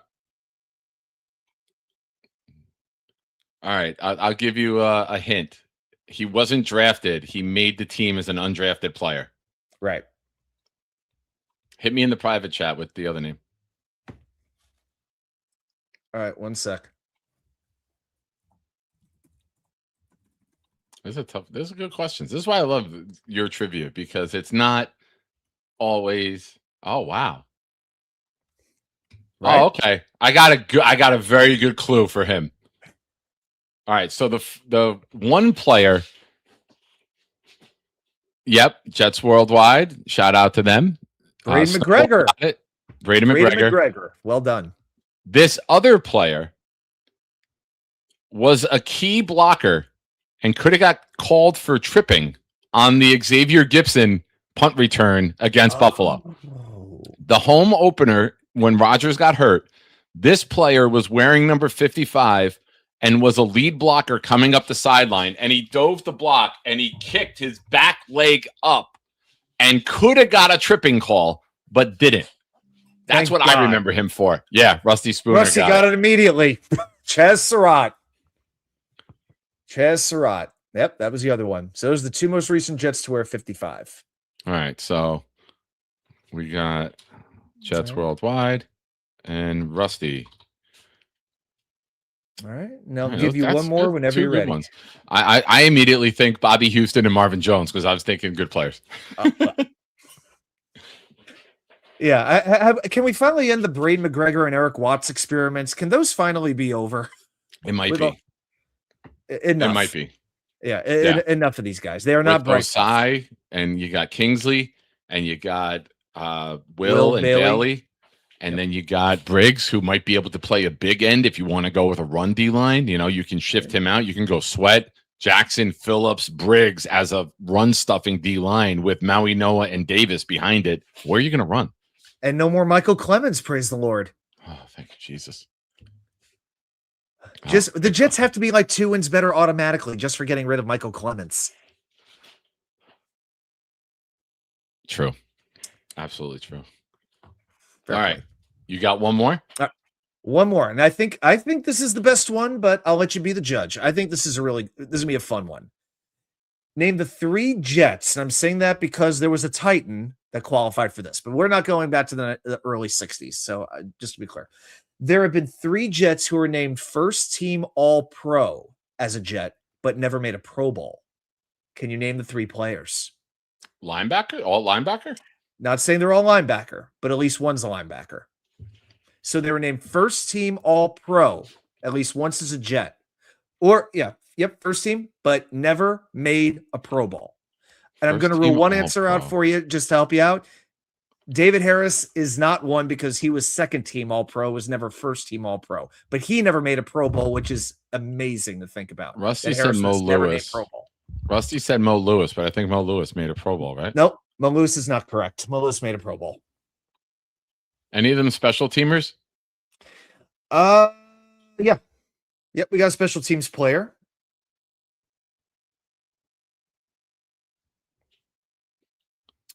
One of them we talked about earlier. Justin Miller played in the Pro Bowl, and the fucking AFC put him at cornerback, and they fucking torched him because he was the kick returner that made the Pro Bowl. But they put him at corner, and they just fucking threw at him because they know he's not a Pro Bowl corner. He gave up like multiple touchdowns. He looked like Vance Joseph trying to cover Tim Brown on that Monday Night Football game years ago, Jets versus Raiders. Chad Morton? No, not Chad Morton. Leonard? First team All-Pro. Jimmy Leonard? No, not. I don't know if he means Jim Leonard or Leonard Williams, but either way, that's thinking. A no. Jojo tells us, how can you be an All-Pro and not make a Pro Bowl? Because a Pro Bowl is a popularity contest that all pros voted on by the media. It's all in the voting. Yeah, that's it. Marvin Washington, Leon Washington. No Washingtons, but DNY, well done. Quincy Williams is one of them. Yep, Quincy Williams is one. Nice. Yep. Faneca's made Pro Bowls, I believe. Right. Hugh Douglas? No, not Hugh Douglas. Oh, Paul might have one. Eric McMillan? No, not Eric McMillan. Was never first team All-Pro. Oh, Braxton Berrios? Braxton Berrios. That was a huge controversy when he was not named to the Pro Bowl as a returner. That caused a whole lot of problems. I remember Jet Nation being crazy over that. Not so much Quincy Williams, but people were just so on the Braxton Berrios bandwagon at that time. It was something else. Then he had that job against Minnesota, and then we never wanted anything to do with him again. Big fella says, give us position. What's the last position? If I do that, it might give it away. I'm trying to think what I could do. I will say this: he was a Jet for a pretty long period of time. I'll give you that. And you got to go back a little bit, but not way, way, way back. But you got to go back a little bit of time. It wasn't Brandon Moore, right? He didn't make an All-Pro, did he? It was not Brandon Moore. Johnny, you're sick. He is. He embraces it. He's just going by the thumbnail. In that case, I would agree with him. Because how can you not get hard watching us pound Tom Brady? Hey, now. People, ladies and gentlemen, excuse me, Adam. We have a little tradition here on the show. It's easier to make the Pro Bowl than to be an All-Pro. Thank you, Robert C. Also, Robert, happy belated birthday. I know your birthday was yesterday. I got the alert on Facebook. Happy birthday to you, my friend. Hope you had a great day. Yeah. I usually don't do this, but mine's in 5 days. Rusty says Hennessy. Thomas Hennessy. No, not Thomas Hennessy. I like the guess though, Rusty. You're you know what? Getting in the neighborhood. You know what pisses me off? Go ahead. The fact that there's no bad snaps anymore. These guys are like really good now. You used to like get a snap that sailed or short hopped. Like they're really good at their job. And I hate it. Yeah. Ever since Trey Junkin, man. Yeah, it's just not the same anymore. I'll go Boomtown. John Hall. It is not John Hall, but Boomtown, I will go ahead and give you credit. It is a kicker. It is a kicker. Pat Leahy? It is Pat Leahy. It was. Pat Leahy was somehow a first-team All-Pro kicker and never a Pro Bowler. So Quincy Williams, Braxton Berrios, Pat Leahy. Those are the three names. So there you go. Very good. Yeah. Very good. We went hey, Jets Mess, thank you so much for that compliment. That's really nice of you. Appreciate that. Thank you. Yeah, I always have fun when Adam comes on. Yeah. We are two different types of content creators. Adam, I always give credit for. He's the analytics. He does the deep dives. He does the statistics. I come from it more of like a coaching mentality and aspect. And I think we are a good combination. I've always enjoyed having him on because the things that we bring to the table are different in terms of our opinions and how we view the game. So I think it's always good for the viewer when we're together. I try to be like a less geeky Michael Nania, with a little more energy. I guess that's what I guess I'm maybe that. I don't know. All right. I don't know. I try to bring the energy and I try to bring the data at the same time. That's the easy. No, I love it. That's the way I say it. Yeah. I love it. Yeah. Like I don't want to bore you all with numbers because nobody wants to hear a bunch of numbers, but I want to give you reasons why they matter. So that's why I do the slides. I do Charles Gorman says, fuck the Pro Bowl. Seriously. Screw the Pro Bowl. How do you really feel, Charles? Yeah, Charles. Yeah, I mean, that's why they have to keep changing it. Yeah, now it's the Pro Bowl games. Soon it'll be the Pro Bowl, like, picnic. I don't know what they're going to be doing next time around, trying to make that, we don't care about it. We just want the respect and the recognition. That's all that matters. I've solved it. You just do a football player golf outing. You raise money for charity. You televise it. You let them roast one another. You let them have fun.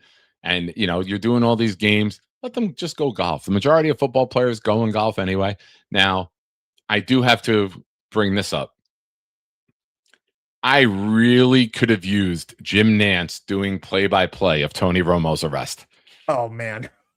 I could have really used Jim Nantz doing play-by-play of Romo getting the DUI. Because photo is that's the most confident mugshot I've ever seen in my life. Yeah, I got a lawyer. Yeah, that's the best way. And now who's the crazy actor? Not Nick Nolte, the other one with Gary Busey. Gary Busey. Yes, absolutely. That was easy. Became Gary Busey of the NFL. Oh boy. Oh, you say it was crazy actor. I knew you didn't mean Jim Carrey, but Nick Nolte. I immediately think Gary Busey because they look like twin cousins of craziness. They do. Oh boy. They do. Pro Bowl, All right, Rusty, Pro Bowl hasn't been good since Sean Taylor destroyed the Bills punter, and it was awesome to see. Rest in peace, Sean Taylor. Yeah. Too many rest in peace. Too many rest in peace lately. Sign we're getting old. And unfortunately, it's tragic for him. Yeah. All right, Nick, But, I got to check out. Yeah, I do have to, man. Yeah, we said an hour and we went over an hour 30. The time just flies when we're doing this, man. Absolutely. So. Thank you. Go ahead. Tell everyone what you got going on. Yeah, guys, go ahead and check me out at NY Sports Wicker Media. Please like, subscribe, share it with a friend, an enemy, an in-law, an outlaw. Appreciate all of it. I go live every Wednesday night, 7 p.m. Come football season, I'll be doing weekly picks for every game, confidence styles. So I rate the picks as well. We do Jets game preview videos. We do bowl predictions. With the season coming up, the content really starts to go up. And my most recent video went up this morning, a breakdown of 5 kicking situations around the NFL, 5 kicker battles that Jet fans ought to be watching, because still say it, I don't think the starting kicker is on the roster right now. So go ahead and check that out. But Nick Shine, it's always a pleasure to be on your show. Glad you haven't forgotten us, as you have now been walking the green carpet of Jets events. You are now a star. I don't care what anybody tells you. You know, I had to work it out with several of your agents, but we made it work. So God bless. I appreciate it. I'm looking forward to hopefully a more exciting season when we can at least be on the In the Hunt graphic in December. Can you feel it? Absolutely. One more question from Snowball before you go. Monty Smith make the 53? Yeah, no, that's exactly. He was the lowest rated defensive tackle when we acquired him last year. So no, he's you want AI to do something great? Make Mozzie Smith look credible as an NFL player. That they made you and I look good on the thumbnail. If they could do that with Mozzie Smith, I'd really be impressed. Mozzie Smith. We'll summarize him this on the way out. Thank you for your time, Mozzie Smith. Look like Tarzan, play like Jane. There's be the good, door. buddy. All right. Oh. Sorry. See you later. Yep. See you later. Bye-bye. Shout out to Adam. Again, his link is pinned in the chat. If you haven't already, go subscribe. Stop it. You are the big people. You are the people that we're doing all this for. People who show up in the chat. You guys are the reason that Cisco and I are trying to make this show as big as we possibly can. So shout out to all of you. Again, if you are watching this program and you have not subscribed yet, we are 1 subscriber away from 2,400. Hit the subscribe button and then put in the chat, I did it. And if we get a new subscriber who just says, I did it, and I know who subscribed, I know all 23.99 of you, I'll put you on the raffle wheel. That'll be your welcome to the Nick Shine Show. You get us to 2,400. Even if it's a burner, I don't care. If you have a burner, just say I did it. The goal has been to get to 2,500 by the start of the season. And the goal was to get to 2,400 by the end of July. So we are 1 sub away from making that happen. Folks, again, here's what we got going on tonight. We got several things going on. Tonight's prize is you pick a player. It's Wesley Walker, Ken O'Brien, Wayne Corbett, all friends of the Nick Shine Show. You pick the player jersey that you want, and we'll make that happen for you tonight. Also, all raffle entries, $5 super chats, gifted memberships are doubled tonight. But not only tonight, folks. They're doubled for next Sunday as well. You get the double dip tonight. Next Sunday's prize is a full-size Garrett Wilson helmet, folks. We're going big with the start of training camp. Again, here's the show rundown coming up. We got tomorrow night, 7:30, Dom C, breaking down the secondary. Wednesday night, I got Ryan Sampson from the New York Post coming on. We're breaking down the defensive line. Then, the following Wednesday, let me check the calendar, make sure it's correct. August 5th, Rich Cimini will make his Nick Shine Show debut that night. So we're trying to get all the best content that we can for you guys. And I will be doing a training camp show. Every day the Jets have a practice, we will be live. We will recap everything. that night.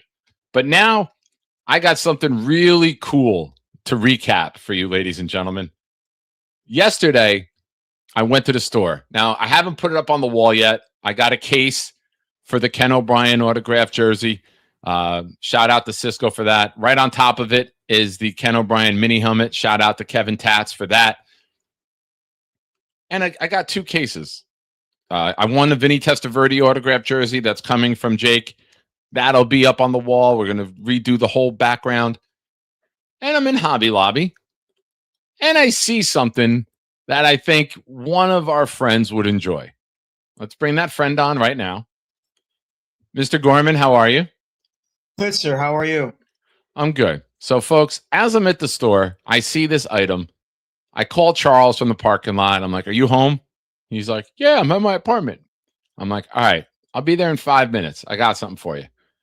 And I got Charles this image. It's a big canvas print of Marvel and DC, right, Charles? I don't know this stuff. It's Marvel and DC. I got a DC one today, actually, at FYE. It's actually not as big as the Marvel one, but it's pretty cool. I'll show it to you after you do your thing. So, got this for Charles, and I said to him, you can keep it if you can name everyone on here. And, folks, he took off speaking like the Micro Machine guy.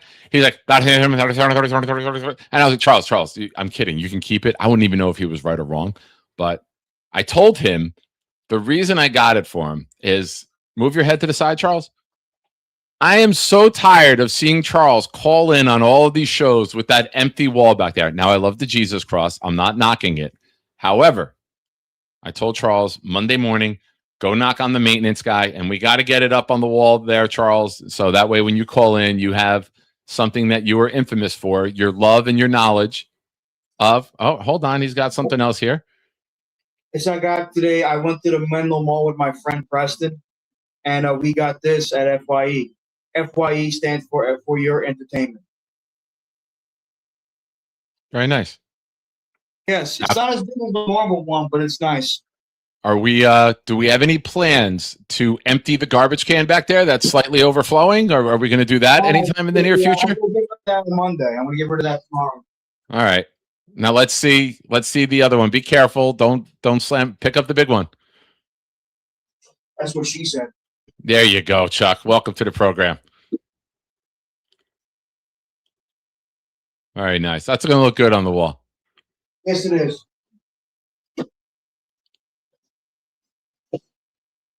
We got a comment in the chat. Mess says we need a job update. His job right now is getting that canvas print up on the wall. Mess, don't mess with him. We need him to get that up on the wall. That's his first. The job update will come soon. I've been getting a lot of emails from a lot of full-time jobs. I need part-time because of my SSI, SSDI situation. So. Folks, we are at 2,400. Who did it? I'm looking for it was me or I did it in the chat. No, Snowball, you've been here. I love you. Thank you. If you did it from another account, you get a comment from that new account. So I know what that is. Super chat here from T. Rivera. What's up, man? Says, hey, Nick, if you're going to guess a trade from Muji in August, remember he made 2 trades last year in August. Who would it be in your opinion? Thank you for the super chat. You're on the wheel for 2 entries tonight and 2 entries for next week with the Garrett Wilson full-size helmet. I think it could be a quarterback. I wouldn't be surprised with offensive line depth. And I wouldn't sleep on potentially another linebacker or an upgrade in the linebacker room. So that would be how I would rank the 3. A signing could be a kicker, but trades, those would be the 3 that I would rank in order. Quarterback, offensive line depth, linebacker depth. But I think we're solidified at starters. I'd be surprised if they go big and go for a starter because I think they've done a really good job of building up the starters here. All right, Snowball. I got you, bro. But to Rivera, thank you for the super chat. Charles, I know you're typing very loudly to people in the chat. You are on air. You are able to speak. I know, but you were doing your thing, so I didn't want to disturb. We're doing our thing, Charles. We're on air together, my friend. What's I your know. thoughts, buddy? I think our linebackers. Well, if there's one linebacker that to me is kind of on the hot seat, is Jamie Sherwood. He stunk last year. You know, he was not very good last year, and this is to me his chance to prove himself, not only to us Jet fans but to himself. I mean, he's got Demario Davis, who's a very good linebacker, as we all know, has been a great linebacker pretty much his whole career. So this is his chance for him to shine. You know, this is his chance for him to step up to the plate. Nice. Now, you know, when Adam was on with me earlier, we did discuss Sherwood a lot. I've been very, very vocal about Sherwood not having to think. That's Demario Davis's job. Sherwood, we know he can run. We know he can tackle. Now just Davis, line him up. Tell him when the tight end quick passes are coming. Tell him when the swing passes are coming to the running backs, and allow Sherwood to just run and play. I think having to run the defense overwhelmed him. Let's not forget, he's a convert from a safety to a linebacker. He wasn't meant to be the middle linebacker making the calls. Mosley was there. Mosley goes down. He gets bumped in. I think he was overwhelmed, and that's fine. But I think Demario Davis being there, we could see the best Sherwood we've seen. Now, I'm not saying all pro level, but I think we will be pleasantly surprised with Sherwood's play because he's being taught during the week by Demario Davis. He's being in the film room with him. He should be shadowing him everywhere. Weight room, ice room, trainer, everything. Sherwood should be following him around to be at his best. So I think that people who were down on Sherwood last year, myself included, it wasn't a lot to be up on. I think that we're going to see the best Jamie and Sherwood that we've seen. And I think a lot of that will be contributed to Demario Davis being the leader that he is. Turkin says in the chat, I really don't think Sherwood will be good. Trade him to Tennessee and get a draft pick. I mean, who are you going to put in place? Maui Noah is not a run sideline to sideline linebacker. He's more of a thumper. You got Walker and McCrary Ball. I don't want to see either one of those guys on the field all the time. I know you can bring Minka or Sherwood up to be like a linebacker cover type if you want to get exotic with the defense, but I would like to see Sherwood get the shot to play next to Demario and learn from him and get aligned the right way and be ready when the ball gets snapped, which he wasn't a lot last year. So I wouldn't rule it out if they acquire another linebacker, if Sherwood's just overwhelmed and you know, sometimes you get the yips, right? Chuck Knobloch got it with trying to throw to first base many years ago with the Yankees. And sometimes you get in your own head and you never allow yourself to succeed. But I think Sherwood with Demario Davis will be much improved. And I think it's a guy that we're going to look at throughout the year and say, you know what? This Demario Davis signing really paid off. Shout out to T. Rivera for gifting 5 channel memberships, Chuck. What do you say to that? Here we go, baby. J-E-T-S, Jets, Jets, Jets, let's go, baby.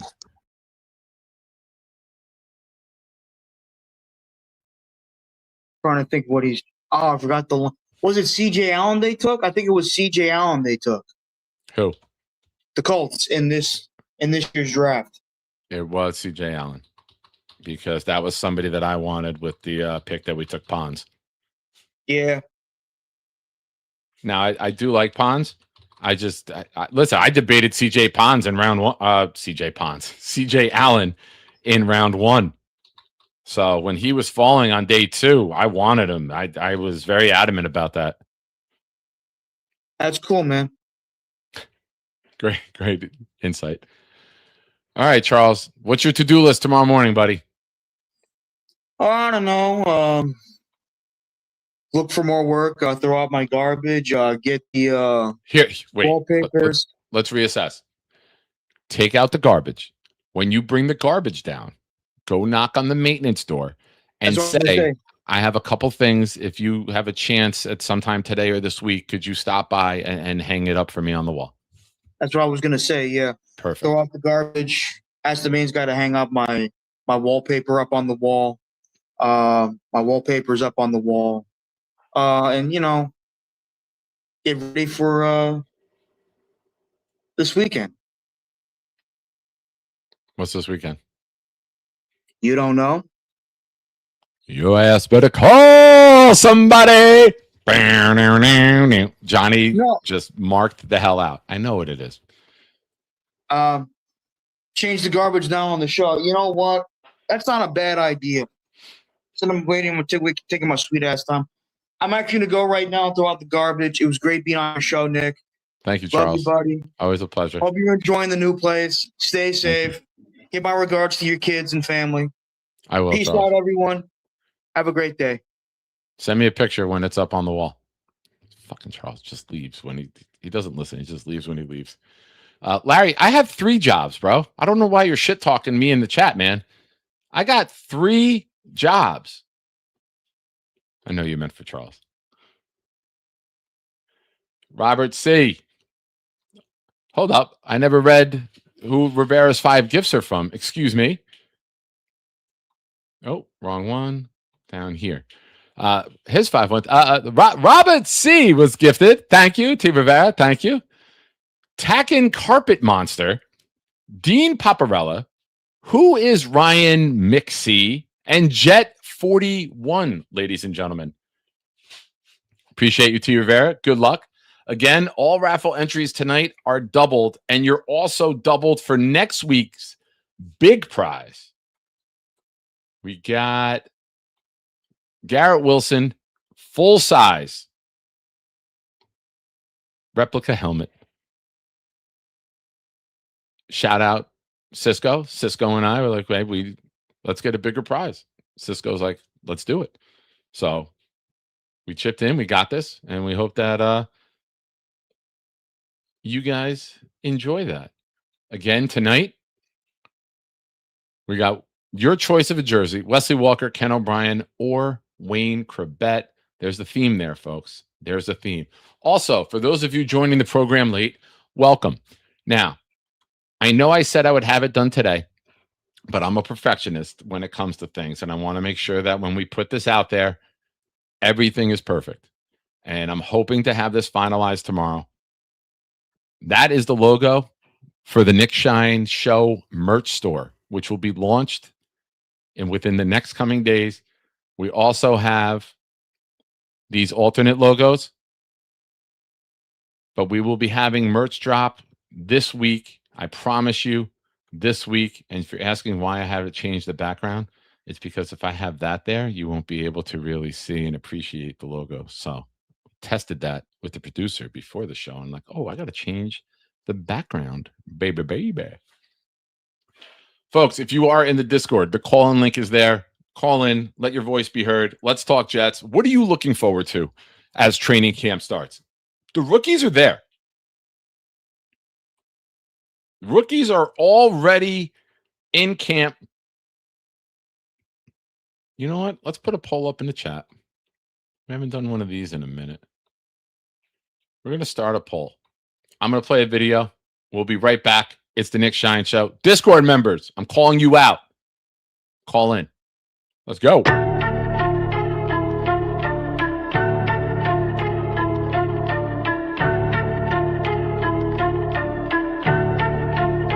Yo.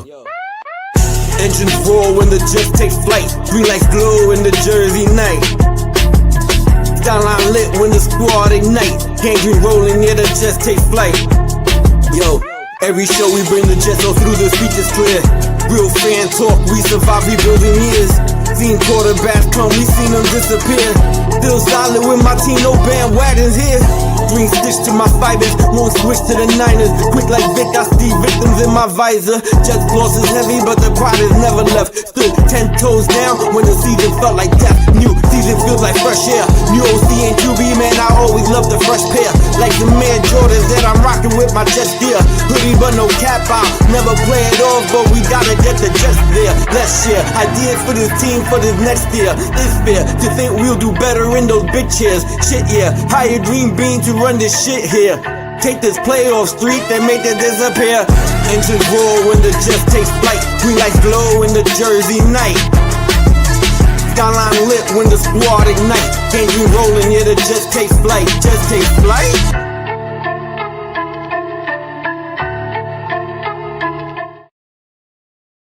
All right. Here's the poll. Which rookie are you most looking forward to seeing play? Bailey, Sadiq, Cooper, or Pons?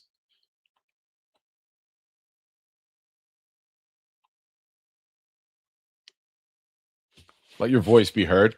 Now, that's what we can do right now. Here, we got the next segment queued up for you folks right now. I put a tweet out today, and we're gonna go over that right now.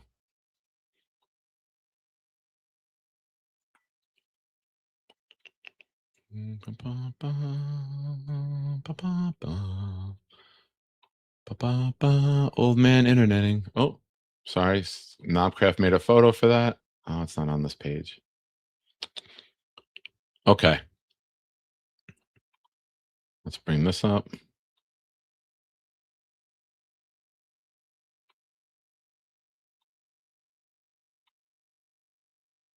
All right. I'm getting there. I know. Old man interneting.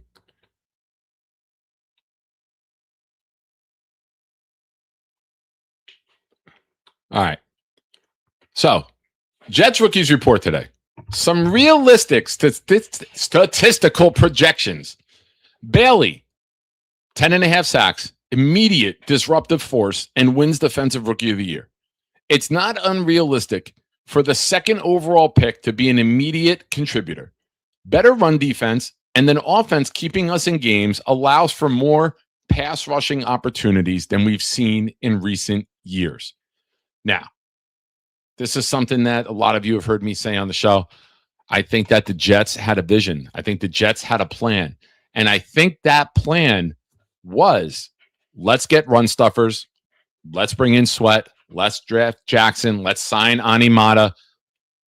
Let's stuff the run better so we can have 3rd and longs where we can go after the passer. And you bring in Bailey and you have Will. And I will keep saying this until it's blown out of the water. Will McDonald was so impactful last year in games that were close. Cincinnati, Cleveland, Pittsburgh. He was a difference maker late in those games. Well, now you just give him more opportunities, right? Now you give him the opportunity. Hey, we got an offense. We got a quarterback who will throw the ball downfield. We got weapons that can run. We're going to be able to score points. Now, the defensive game plan, we're going to stuff the run, and we're going to create long second downs, long third downs, where Bailey and Will can tee off and go. So that's my thoughts on Bailey. I think he will be immediate. I told you 1.5 sacks and 2 holding calls in the opener in Tennessee. Now, let's get to Sadiq. Again, this is my tweet, nobody else's. 54 receptions, 5 touchdowns. Slow start, amazing second half. After learning to read NFL defenses early on, Sadiq hits a nice rhythm with Geno in mid-November and looks like an elite weapon at tight end heading into year 2. Now, I think Taylor and Sadiq are going to be, by end of year 2, they're going to be talking about them as possibly the best tight end tandem in the entire league. I think that they will complement one another greatly, but focusing on Sadiq here, there's a learning curve with learning how to run routes over the middle in the NFL, learning how to read linebacker depth, and if they're man, if they're zone, where do you get to? Where's your spot between the safety, between the linebacker? When do you kick it out? When do you turn in? You got to learn these things, and that's going to be trial by fire, and he's going to have a lot of opportunities. And I think there could be a little miscommunication at first because I expect high volume from him. But I think by mid-November, you just look at this guy and say, holy shit, the Jets got an elite weapon. Now, Cooper, 38 catches, 3 touchdowns. Nice change of pace weapon, utilized primarily in screens and bubbles, shows his ability to break tackles and make moves in the open field. has at least 3 highlight reel plays, and solidifies himself as a top 3 receiver for this team heading into year 2. I could be under on the numbers here, but I didn't want to go too big. I think that he will, I don't want to say the word gadget because he's a first-round draft pick. I just think that with all the other weapons, he'll have a little bit of time before he learns the route tree downfield. And I think they're going to want to get the ball in his hands close to the line of scrimmage because of his abilities with the ball in his hands. You're going to see shuffle passes. You're going to see jet sweeps. You're going to see bubbles, screens. You're just going to want to get the ball in his hands and let him do what he can do with it. And then you let him develop and get further into the route tree as the season goes on, or even into year 2. All right, Pons, buckle up for this one, folks. 2 interceptions, 1 touchdown. Size be damned. Glenn will love his style and give him every opportunity to succeed. By mid-October, Pons will be the long-term nickelback. I don't even think it will take that long. I think that this is going to be a guy that Aaron Glenn absolutely loves and will give every opportunity to take this job. All right. Next up, Cade. Barely sees the field. No answers. Just more questions heading into the 27 draft. Nothing of value to stop the Jets from taking a quarterback early in 27. Still potential to be a long-term backup. And that's exactly what I've been saying. Nothing's wavered on this. I don't want to see him on the field. I don't want him doing anything but taking a knee at the end of a game. That's it. I hope Geno stays healthy because I don't like the depth here. It scares me with Zappe and club. Someone made the comment earlier. Maybe it was JoJo Townsell. I forget. But it's terrifying to think that the Jets could be on a playoff run and something happens to Geno and we have to go to Zappe or Klubnik. So I have zero excitement for him this year. Long term, develop into a career backup, dude. If there's more than that, that's great. All right, Jackson, 0.5 sacks, used primarily as a run stuffer and to spell sweat, holds his own and is valuable on run D. You don't want to see Jets games where Sweat comes out, needs a break, and then they run the ball right down her throat. Jackson would, in theory, be the guy going in. Now, if you have, say, Sweat and Phillips as a tandem, and then you bring Animata and Jackson in together, I don't know if there's going to be much fall off in the run defense. So I think that the Jets made a really big effort to make this defensive front more stout, bigger, better, and I think Jackson could be a nice piece. Now, he's not going to play a large percentage of the snaps, but if you can go out there and give Sweat a break now and then, because at 366, Sweat's going to need breaks. It could be a nice little contributor. Now, Cooper sees very little action with the offensive line staying healthy. Again, please, God. Coaches love his long-term potential and can elevate in year 2 or 3. You know, that this is something that we all want, right? We want the offensive line to stay healthy. You don't want to have anyone benched for lack of play.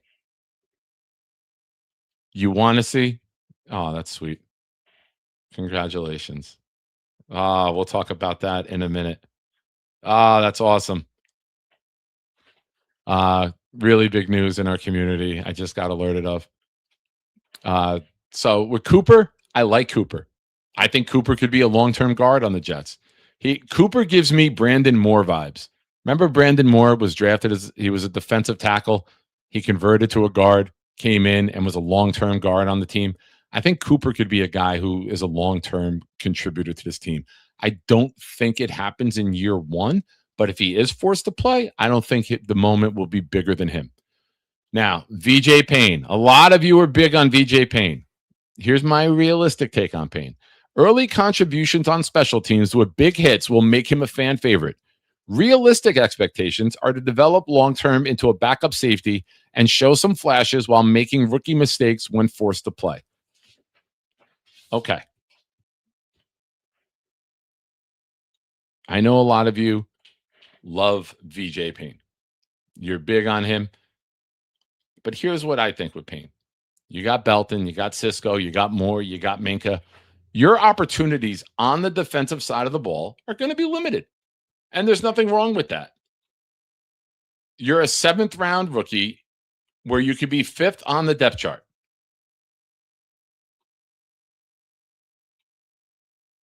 Just don't fuck up. Show a progression. Get better as the season goes on. Be a contributor on special teams. Be a big hitter. And with some guys with 1-year deals, Cisco, Belton, maybe you can develop. Maybe you can get next to Malachi Moore. And maybe we don't need to go take a safety in round 1 next year. Maybe you show enough promise where they're comfortable saying next year, Payne and Moore, you're going to be safeties. Mink is going to be that nickel hybrid. That would be a great career if, as a 7th round pick, he develops into a long-term contributor on this team. And if it's just special teams, that's great, because your hit rate of 7th rounders, it's horrible. 6th rounder, Cooper. If you can develop into a long-term guard and you and Tittman are our guards long-term, that's fantastic too. There's no shame in sitting and developing. We as Jets fans have had an absolute panic the last several years with, we need guys to come in right away. We need them to contribute. The roster's so bad. We're so awful. Chill. You got Parham. You got Tittman. Let them play at their best. And then let Cooper develop. Let him get in the room with the adults in the NFL. Let him get mentored. Let him contribute in other ways. And then let him get out there when the time is right. And now that's how you structure a winning organization. That's how it's done. You don't play guys before they're ready. New York fans, we will run a player off. We've done it with quarterbacks. How'd Sam Darnold do? Remember everyone? Not everyone. Some people wanted Darnold gone. You jumped that one too early. Let these guys develop. That's how you build a winning organization. You draft players, you coach them, you teach them, you develop them, and then you play them. You don't throw them into the fire where they get cooked on day 1. Shout out to Chef Kevin.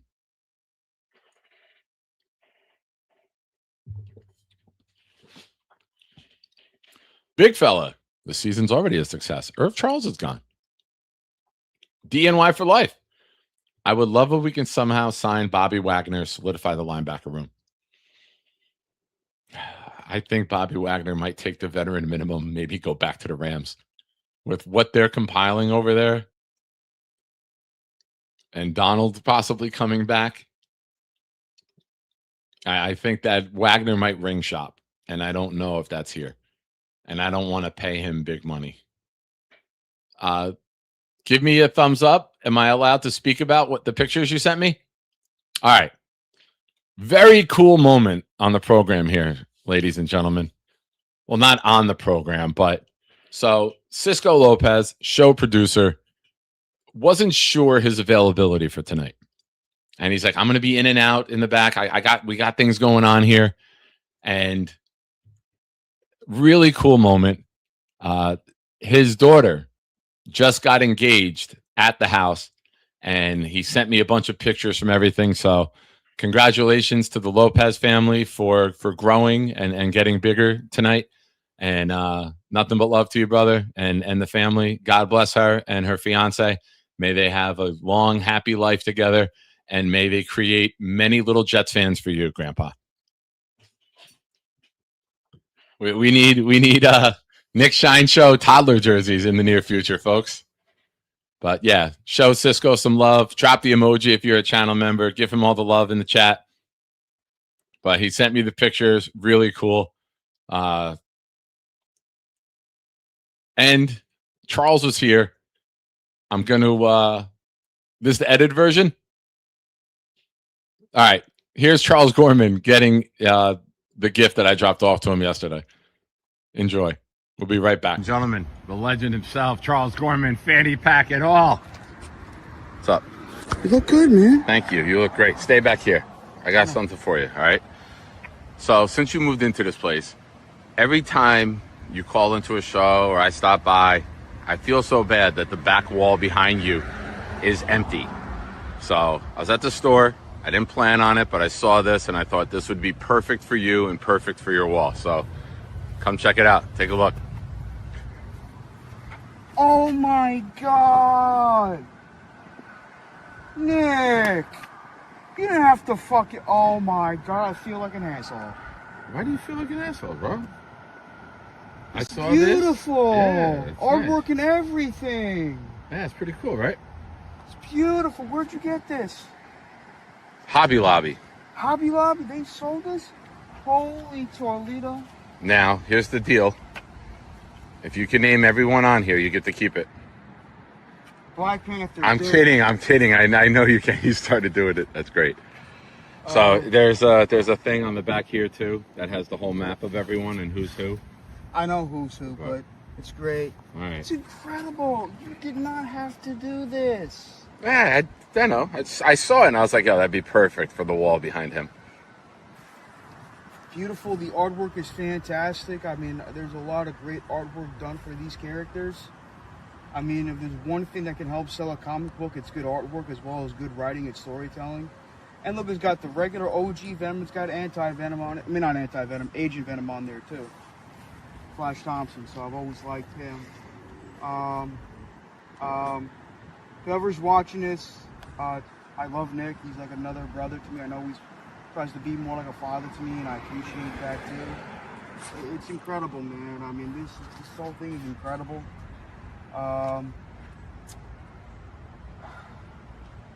Thank you so much, man. You're welcome, buddy. How's the kid? How's good. Nikki? How's Sophia?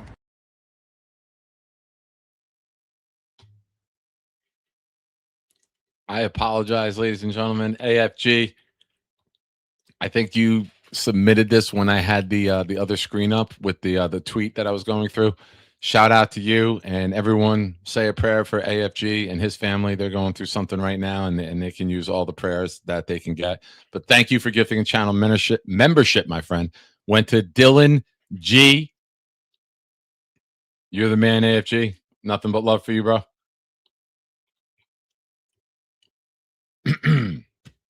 Excuse me. All right. We're going to do one last thing, and then we'll get to all the raffles. We are going to... Oh, we haven't done this yet. All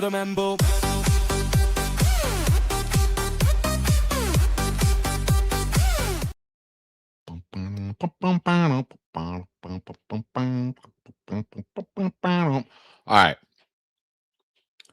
Let's play this. Last call for call-ins in the Discord, ladies and gentlemen. We'll be right back.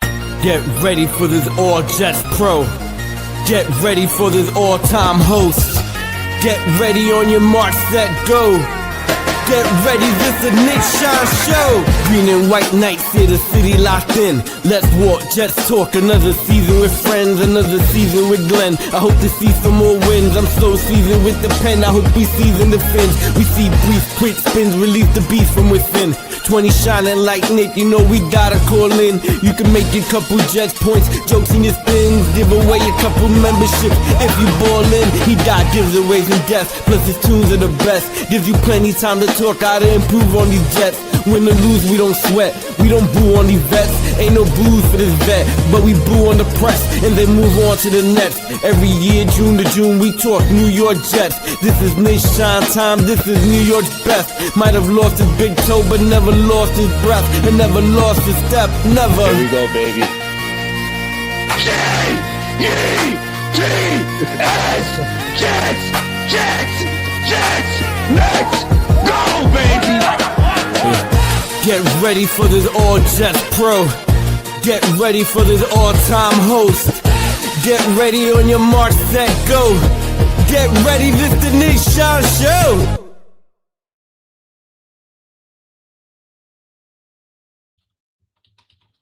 Okay.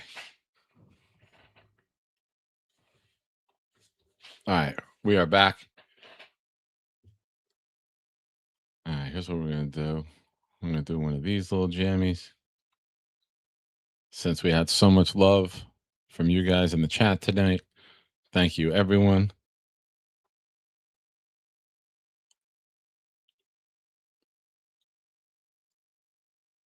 All right. So here's what we got.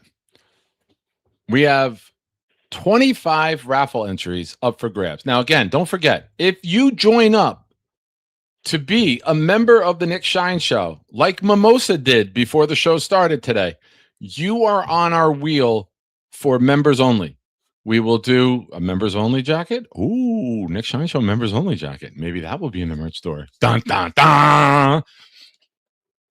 We will have a raffle giveaway, and maybe this week with the merch store launching, we'll give away some merch, your choice of an item.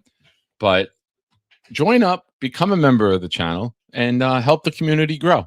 And you will be in every month, at the end of the month, everyone who's a recurring paying member gets put on their own wheel. Last month, our first one, the legend Bobby Midnight won. And Bobby's been a member of the channel for over a year.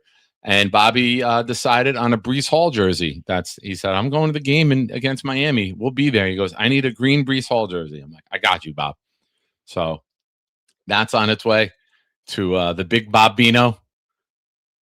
The 5 I gifted went to Macho. He's here. Dewey Dumbass. Marvelous. Marvelous. Wild Wave and Deborah. All right, ladies and gentlemen. Now, here's what we got. Here's what we are going to do. I want to make sure I got everyone who contributed. Last call for contributions to the program tonight, folks. Or for this wheel. You can contribute whenever you want. I don't want to stop you. But we are going to give away raffle entries. All right. Let's. Oh, here. You're already here. Ba-bang. All right. So we are going to raffle. We're going to shuffle this 4 times for the 4 rookies in the poll. Hold up. Wait a minute. Don't go there because I ain't with it. What's up, Weed? What up? How are you, my friend? All right. I just want to call and tell you I'm 10 months sober. Fuck yeah. Woo woo. Well, California sober. Sober. You're what? California sober. So I still What is smoke that? weed. Oh, okay. But Yeah. alcohol free. 10 months. Awesome. I love that for you. Hell yeah. I love that for you. Good work, bro. You deserve it.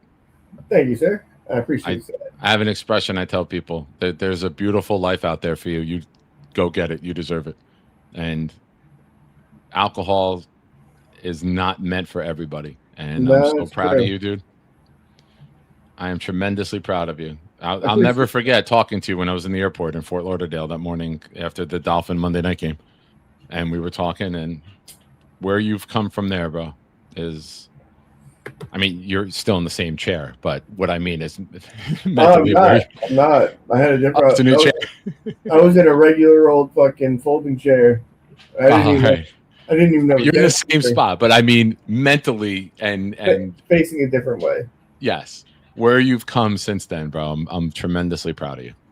Yeah, I figured. I also posted my thingy in your Discord, so I figured I'd at least call in and talk to you. I've been posting for my show and then my sister-in-law. Everybody vote for my sister-in-law, Jessica Scobie.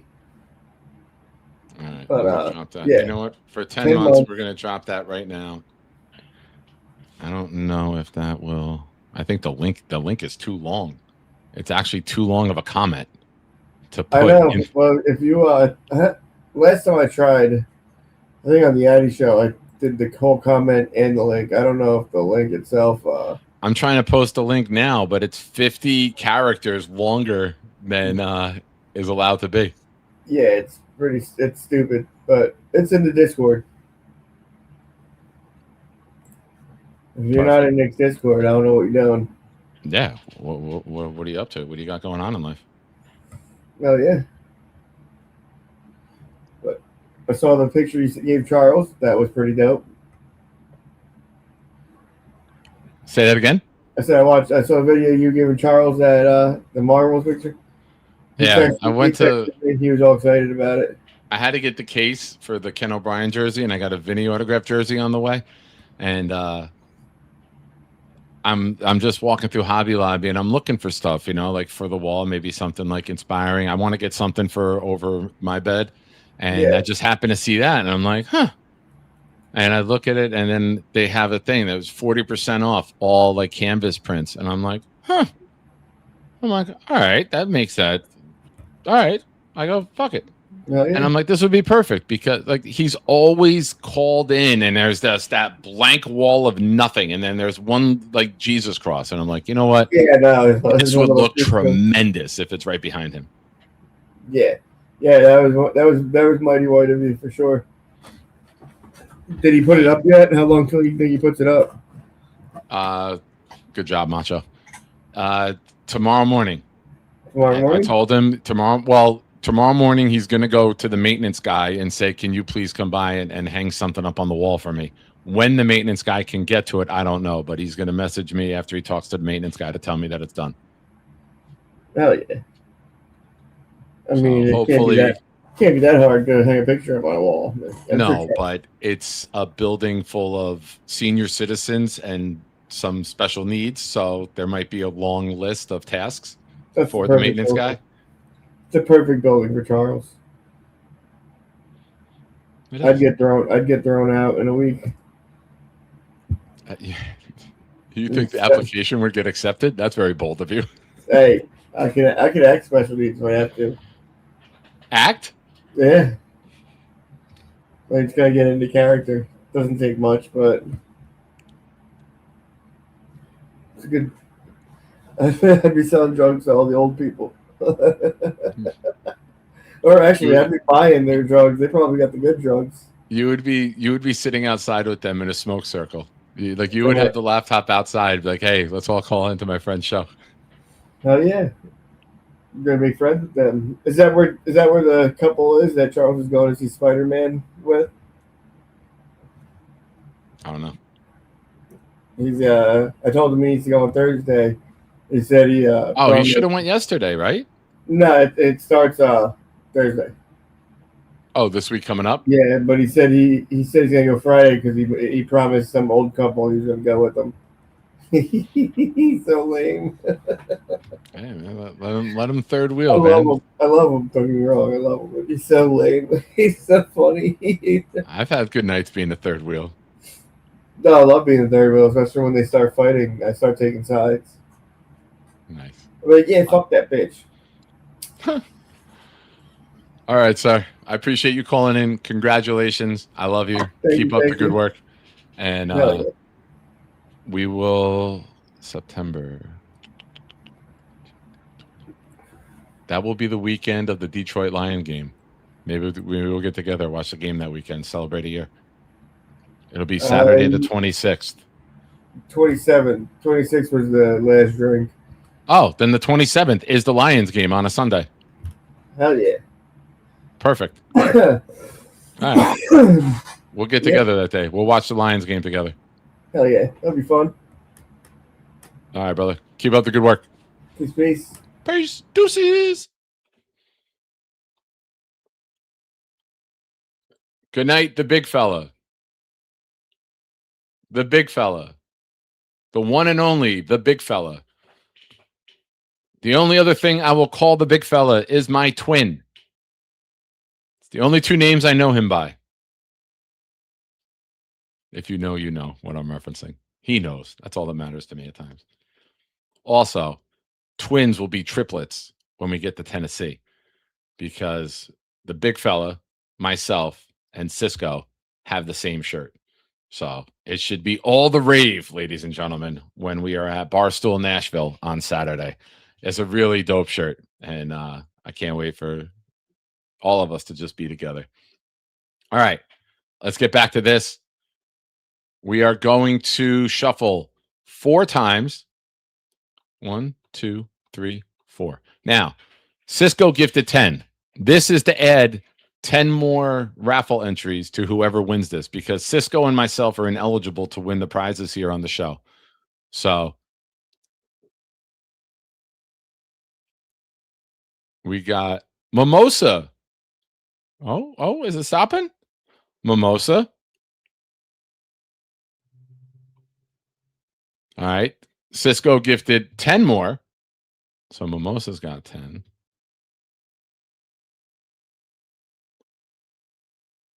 And the big fella gets 10 more. And I gifted 5. That go to Mimosa. So Mimosa gets 15. Big fella gets 10. I will play a video, and we will be right back with tonight's raffle prize. Let me do some old man interneting here. Let's switch over here. If you missed it, see, I didn't do it. I didn't take him out. Old man interneting. All right.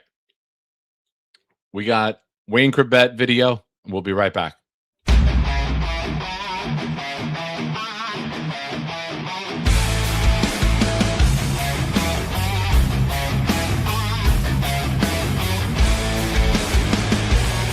Nobody knew your name, just a kid with one last shot.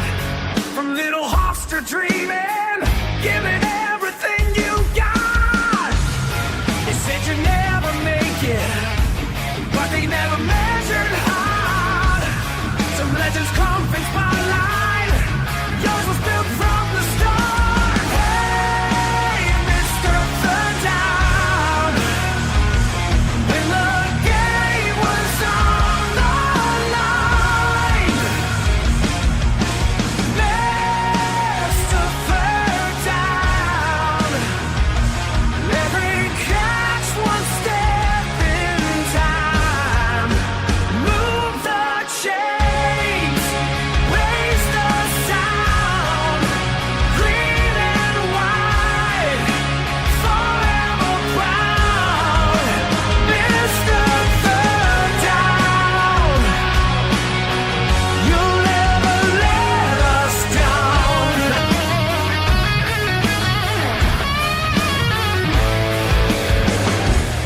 Across the middle, fearless, you never backed away. Every bruise became a badge, every Sunday earned your place. No shortcuts, no excuses, only grit that never quit. You showed the world what heart can do, and that's what made you it. One team, one dream, one name they'll never forget.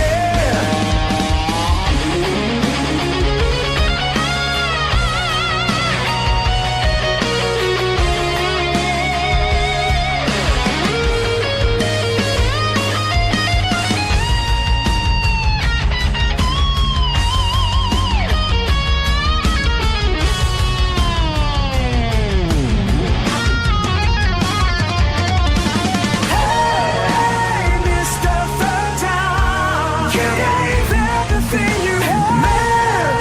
Mr. Third Down, this team has ever had. Ring of honor, standing proud. Every check fit sings in line.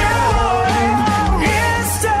Third Down, forever wearing the crown, Mr. Third Down, forever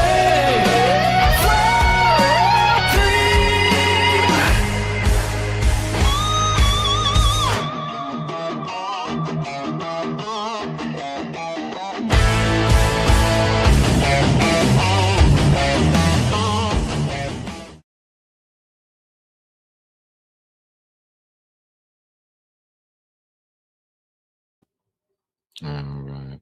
Let's old man interneting. Bloop, bloop. Let's go back here. Back here. Hi. Welcome to the Nick Shine Show. I'm your host, Nick, producer Cisco Lopez, musical artist Blitz BK. It's got a beautiful sound to it. All right. Here we go. I saw one last thing I had to get to. Where is it? Larry Turkin says, keep up the good work. Thank you, Larry. Appreciate you, man. Appreciate your contributions. For those of you who don't know, Wayne Corbett was on the program last Sunday for 2.5 hours. I've been posting a lot of shorts. Check those out. If you are on X, Nick Shine Show on X. If you are on Instagram, The Nick Shine Show, go check it out. Subscribe over there. Hit the follow button. It's easy. Trying to build those brands over there as well to bring more eyes on the show. So if you haven't already, the Instagram page has over 100 new subscribers or followers in the last week. So trying to get a lot out there. Robert C. Basketball front line. Nick Shine, the big fella. Matt O'Leary. I'm sorry. Basketball front line. Nick Shine, the big fella, and Matt O'Leary. Thank you, Robert. It's a great idea. I would be the small forward out of everybody there. I would be the small forward, which was my strength. I mean, going back 30 years, but lightning quick first step, explosive to the rim. Could take contact, finish.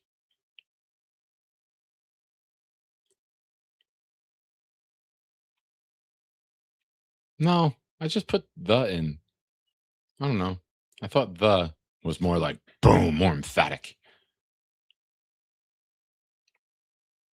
Stop picking on me, Snowball. I thought we were friends.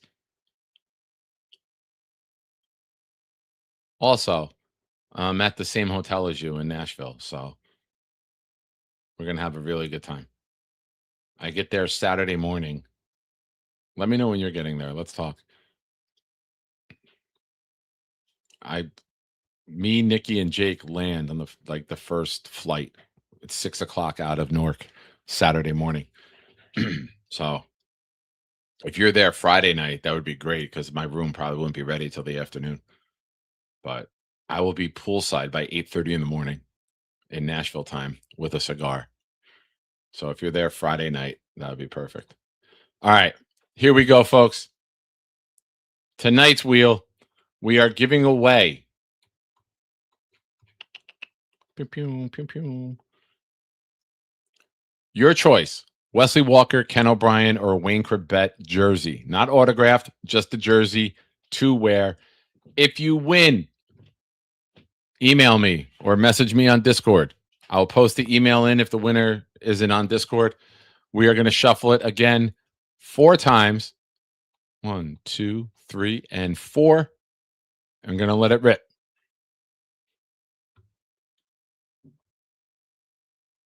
Good luck. And our winner is Stack. Awesome. So that's tremendous. I don't know who donated that to him. Kevin Tatz, Cisco. Many were giving their wheel entries to Stack with everything that happened with him. The last I checked, the GoFundMe for Stack was at $2,897 donated to our friend. And it's been a really big help for him. And thank you to everyone. The kindness of your heart. Every time I think I can't love this community any more than I already do, we rally together to help one of our own, whether if it was for Bill M the week before, Stack. I love you guys. I really, truly do. And very, very proud of everything that we accomplish here. And I say it all the time. It's become a catchphrase. If this team ever becomes as good as this fan base, we will never lose another game. And it's the truth. Now, don't forget, everyone who contributed to the program tonight, your raffle entry was doubled for tonight, but you get to double dip, kind of like Mike Vrabel did with Diana Rossini. That one was for you, Cisco. I got you in the back, bro. I know the content you come here for. Now, next Sunday, and if you still want to get raffle entries in tonight, you can. Next Sunday night is a full-size Garrett Wilson autographed helmet. We will have multiple shows throughout the week, but tonight is the best night to get your raffle entries in. They're doubled. Here's what we got for the week ahead. As of now, tomorrow night, Dom C, secondary breakdown, 7:30 p.m. Eastern. Wednesday night, Ryan Sampson, New York Post, 8 p.m. Eastern. We're going to be breaking down the defensive line. I might do a show Tuesday as well because veterans report on Tuesday. But every day that there is a Jets practice, we will have a show here. Times will be to be determined.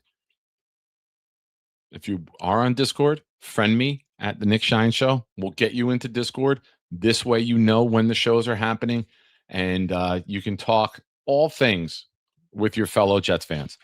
But folks, I have a surprise for you, and you don't know what it is. Cisco, turn your camera off because sometimes when I change things, it puts you on screen automatically. I got to change brands. You full screen right there, but instead you have my beautiful face because you're on my login. Ladies and gentlemen, it is with great pleasure and pride that I bring this moment to you. What could it be? It's the return of What Did We Learn Today? Ladies and gentlemen, in the chat, drop your What Did We Learn? And if you're wondering, why would we be doing that? There is one reason only. If you're new to the program, again, I'm going to finish the show the same way we started it. Buckle the fuck up. What are you booing? What are you booing? Why are you upset?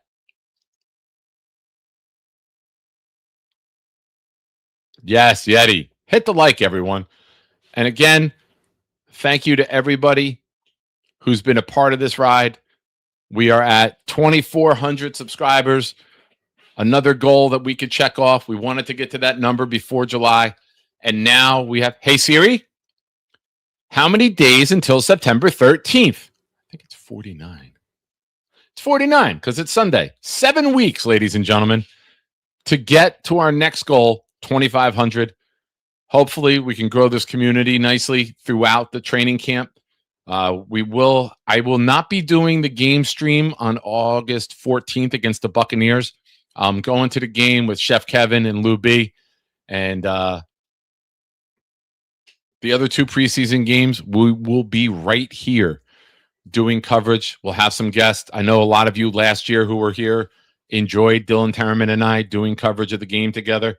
So I'll reach out to him, and maybe we'll get some other guests to pop in with us as well and give you guys the best content that we can here. So another 100 to go. And my producer, Mr. Lopez, has told me we have to hit 3,000 before the end of the football season. That's his goal. It'd be about 100 a month. And hopefully the Jets win some games, and this channel shoots right through the roof. So I know Jets fans want content. I know Jets fans want a winning team, and maybe we can merge them both together. But ladies and gentlemen, has it been that long? Nobody put a what did we learn today? All right, let me tell you. This is the part of the program where it's your time to shine. Put a comment in. What did you learn today? Maybe it was something that you learned about football. Maybe it was an off-color comment that was made, or maybe it was about Diana Rossini doing things with her body for pleasure, which gets her fired. Maybe it was something else. What did you learn during this program? Maybe it was something that one of you in the chat put in. Robert C., from your lips to God. Nick, you could hit at least 2,600 by then. I hope. I love this community. I love doing shows. I love bringing you guys content, and hopefully we can take the show to the moon, baby. All right. Nobody? Well, then, ladies and gentlemen, let me call in the expert.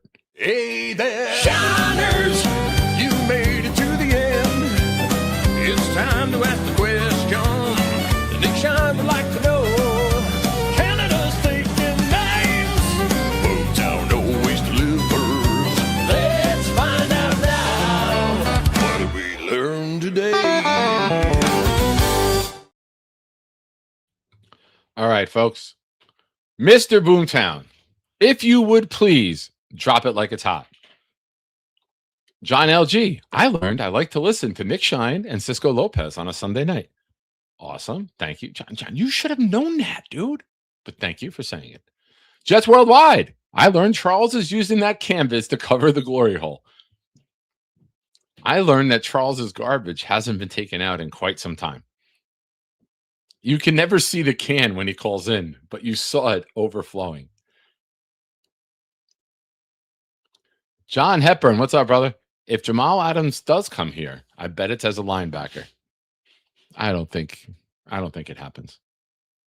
They would have done it already. I think they like their room. They brought in their guys, and I just don't think he's the fit that they're looking for. I wish Jamal well. I just don't want him here. I don't think he's the fit. I don't think we need that. Boomtown learned, Nick has made it when he is text flexing. Hair length was not a consideration when bringing in a linebacker. Cisco is a nerd. Store is delayed due to some guy being a perfectionist. Merch store coming this week, folks. We promise. Oh, bonus. Promise rings are approximately the same as a pinky swear. Gotta fill in the middle. A Y2K all-time quote. When in doubt, the answer is Nick Shine. Adam gets hard watching Brady get pounded. Double bonus. Charles is almost ready to give a job update. Congrats to future grandpa, Cisco, and congrats on 10 months sober, Weed. Yes. Congrats to Weed. Again, for those of you that missed it, during the program tonight, Cisco Lopez's daughter got engaged, and he sent me pictures of it. And one last thing, it's close. Oh, but I will say this. You guys know how much I love a pass rusher, and David Bailey wins. All right, where's the result? There we go. Results are in. David Bailey with 39% of the vote. Kenyon Sadiq with 34. Cooper 16. Pons 11. I will tell you this. You guys voted in the order that they were drafted, which makes sense, right? You should be excited about the players that are drafted higher. I think all four of these guys will, you know what? The core four. There we go. This will be the core four. These guys will be a very big piece of this team going forward. Now, I know there's other pieces, but I'm a Yankee fan, so if we can tie the core four into this, I love it. And then John made it better. The core four will shine. Nice. But ladies and gentlemen, on behalf of your host, Nick Shine, producer, Cisco Lopez, and musical artiste, Blitz BK, this has been another episode of the Nick Shine Show. We'll see you guys back here tomorrow night, 7:30 Eastern. And where are the Jets going this year? To infinity and beyond. We're out, everyone. God bless. Be good to one another. We'll talk soon. Get ready for this All Jets Pro. Get ready for this all-time host. Get ready on your mark, set, go. Get ready, this is Nick Shine Show. Green and white nights, here the city locked in. Let's walk, Jets talk, another season with friends, another season with Glenn. I hope to see some more wins, I'm so seasoned with the pen. I hope we season the fins. We see brief, quick spins, release the beast from within. 20 shining like Nick, you know we gotta call in. You can make a couple Jets points, jokes in your spins, give away a couple memberships. If you ball in, he got giveaways and deaths, plus his tunes are the best. Gives you plenty time to talk how to improve on these Jets. Win or lose, we don't sweat, we don't boo on these vets. Ain't no booze for this vet, but we boo on the press and then move on to the next. Every year, June to June, we talk New York Jets. This is Nick Shine time, this is New York's best. Might have lost his big toe, but never lost his breath and never lost his step, never. Here we go, baby. J-E-T-S! Jets! Jets! Jets! Let's go, baby! Get ready for this All Jets Pro. Get ready for this all-time host. Get ready on your mark, set, go. Get ready, this the Nick Shine Show.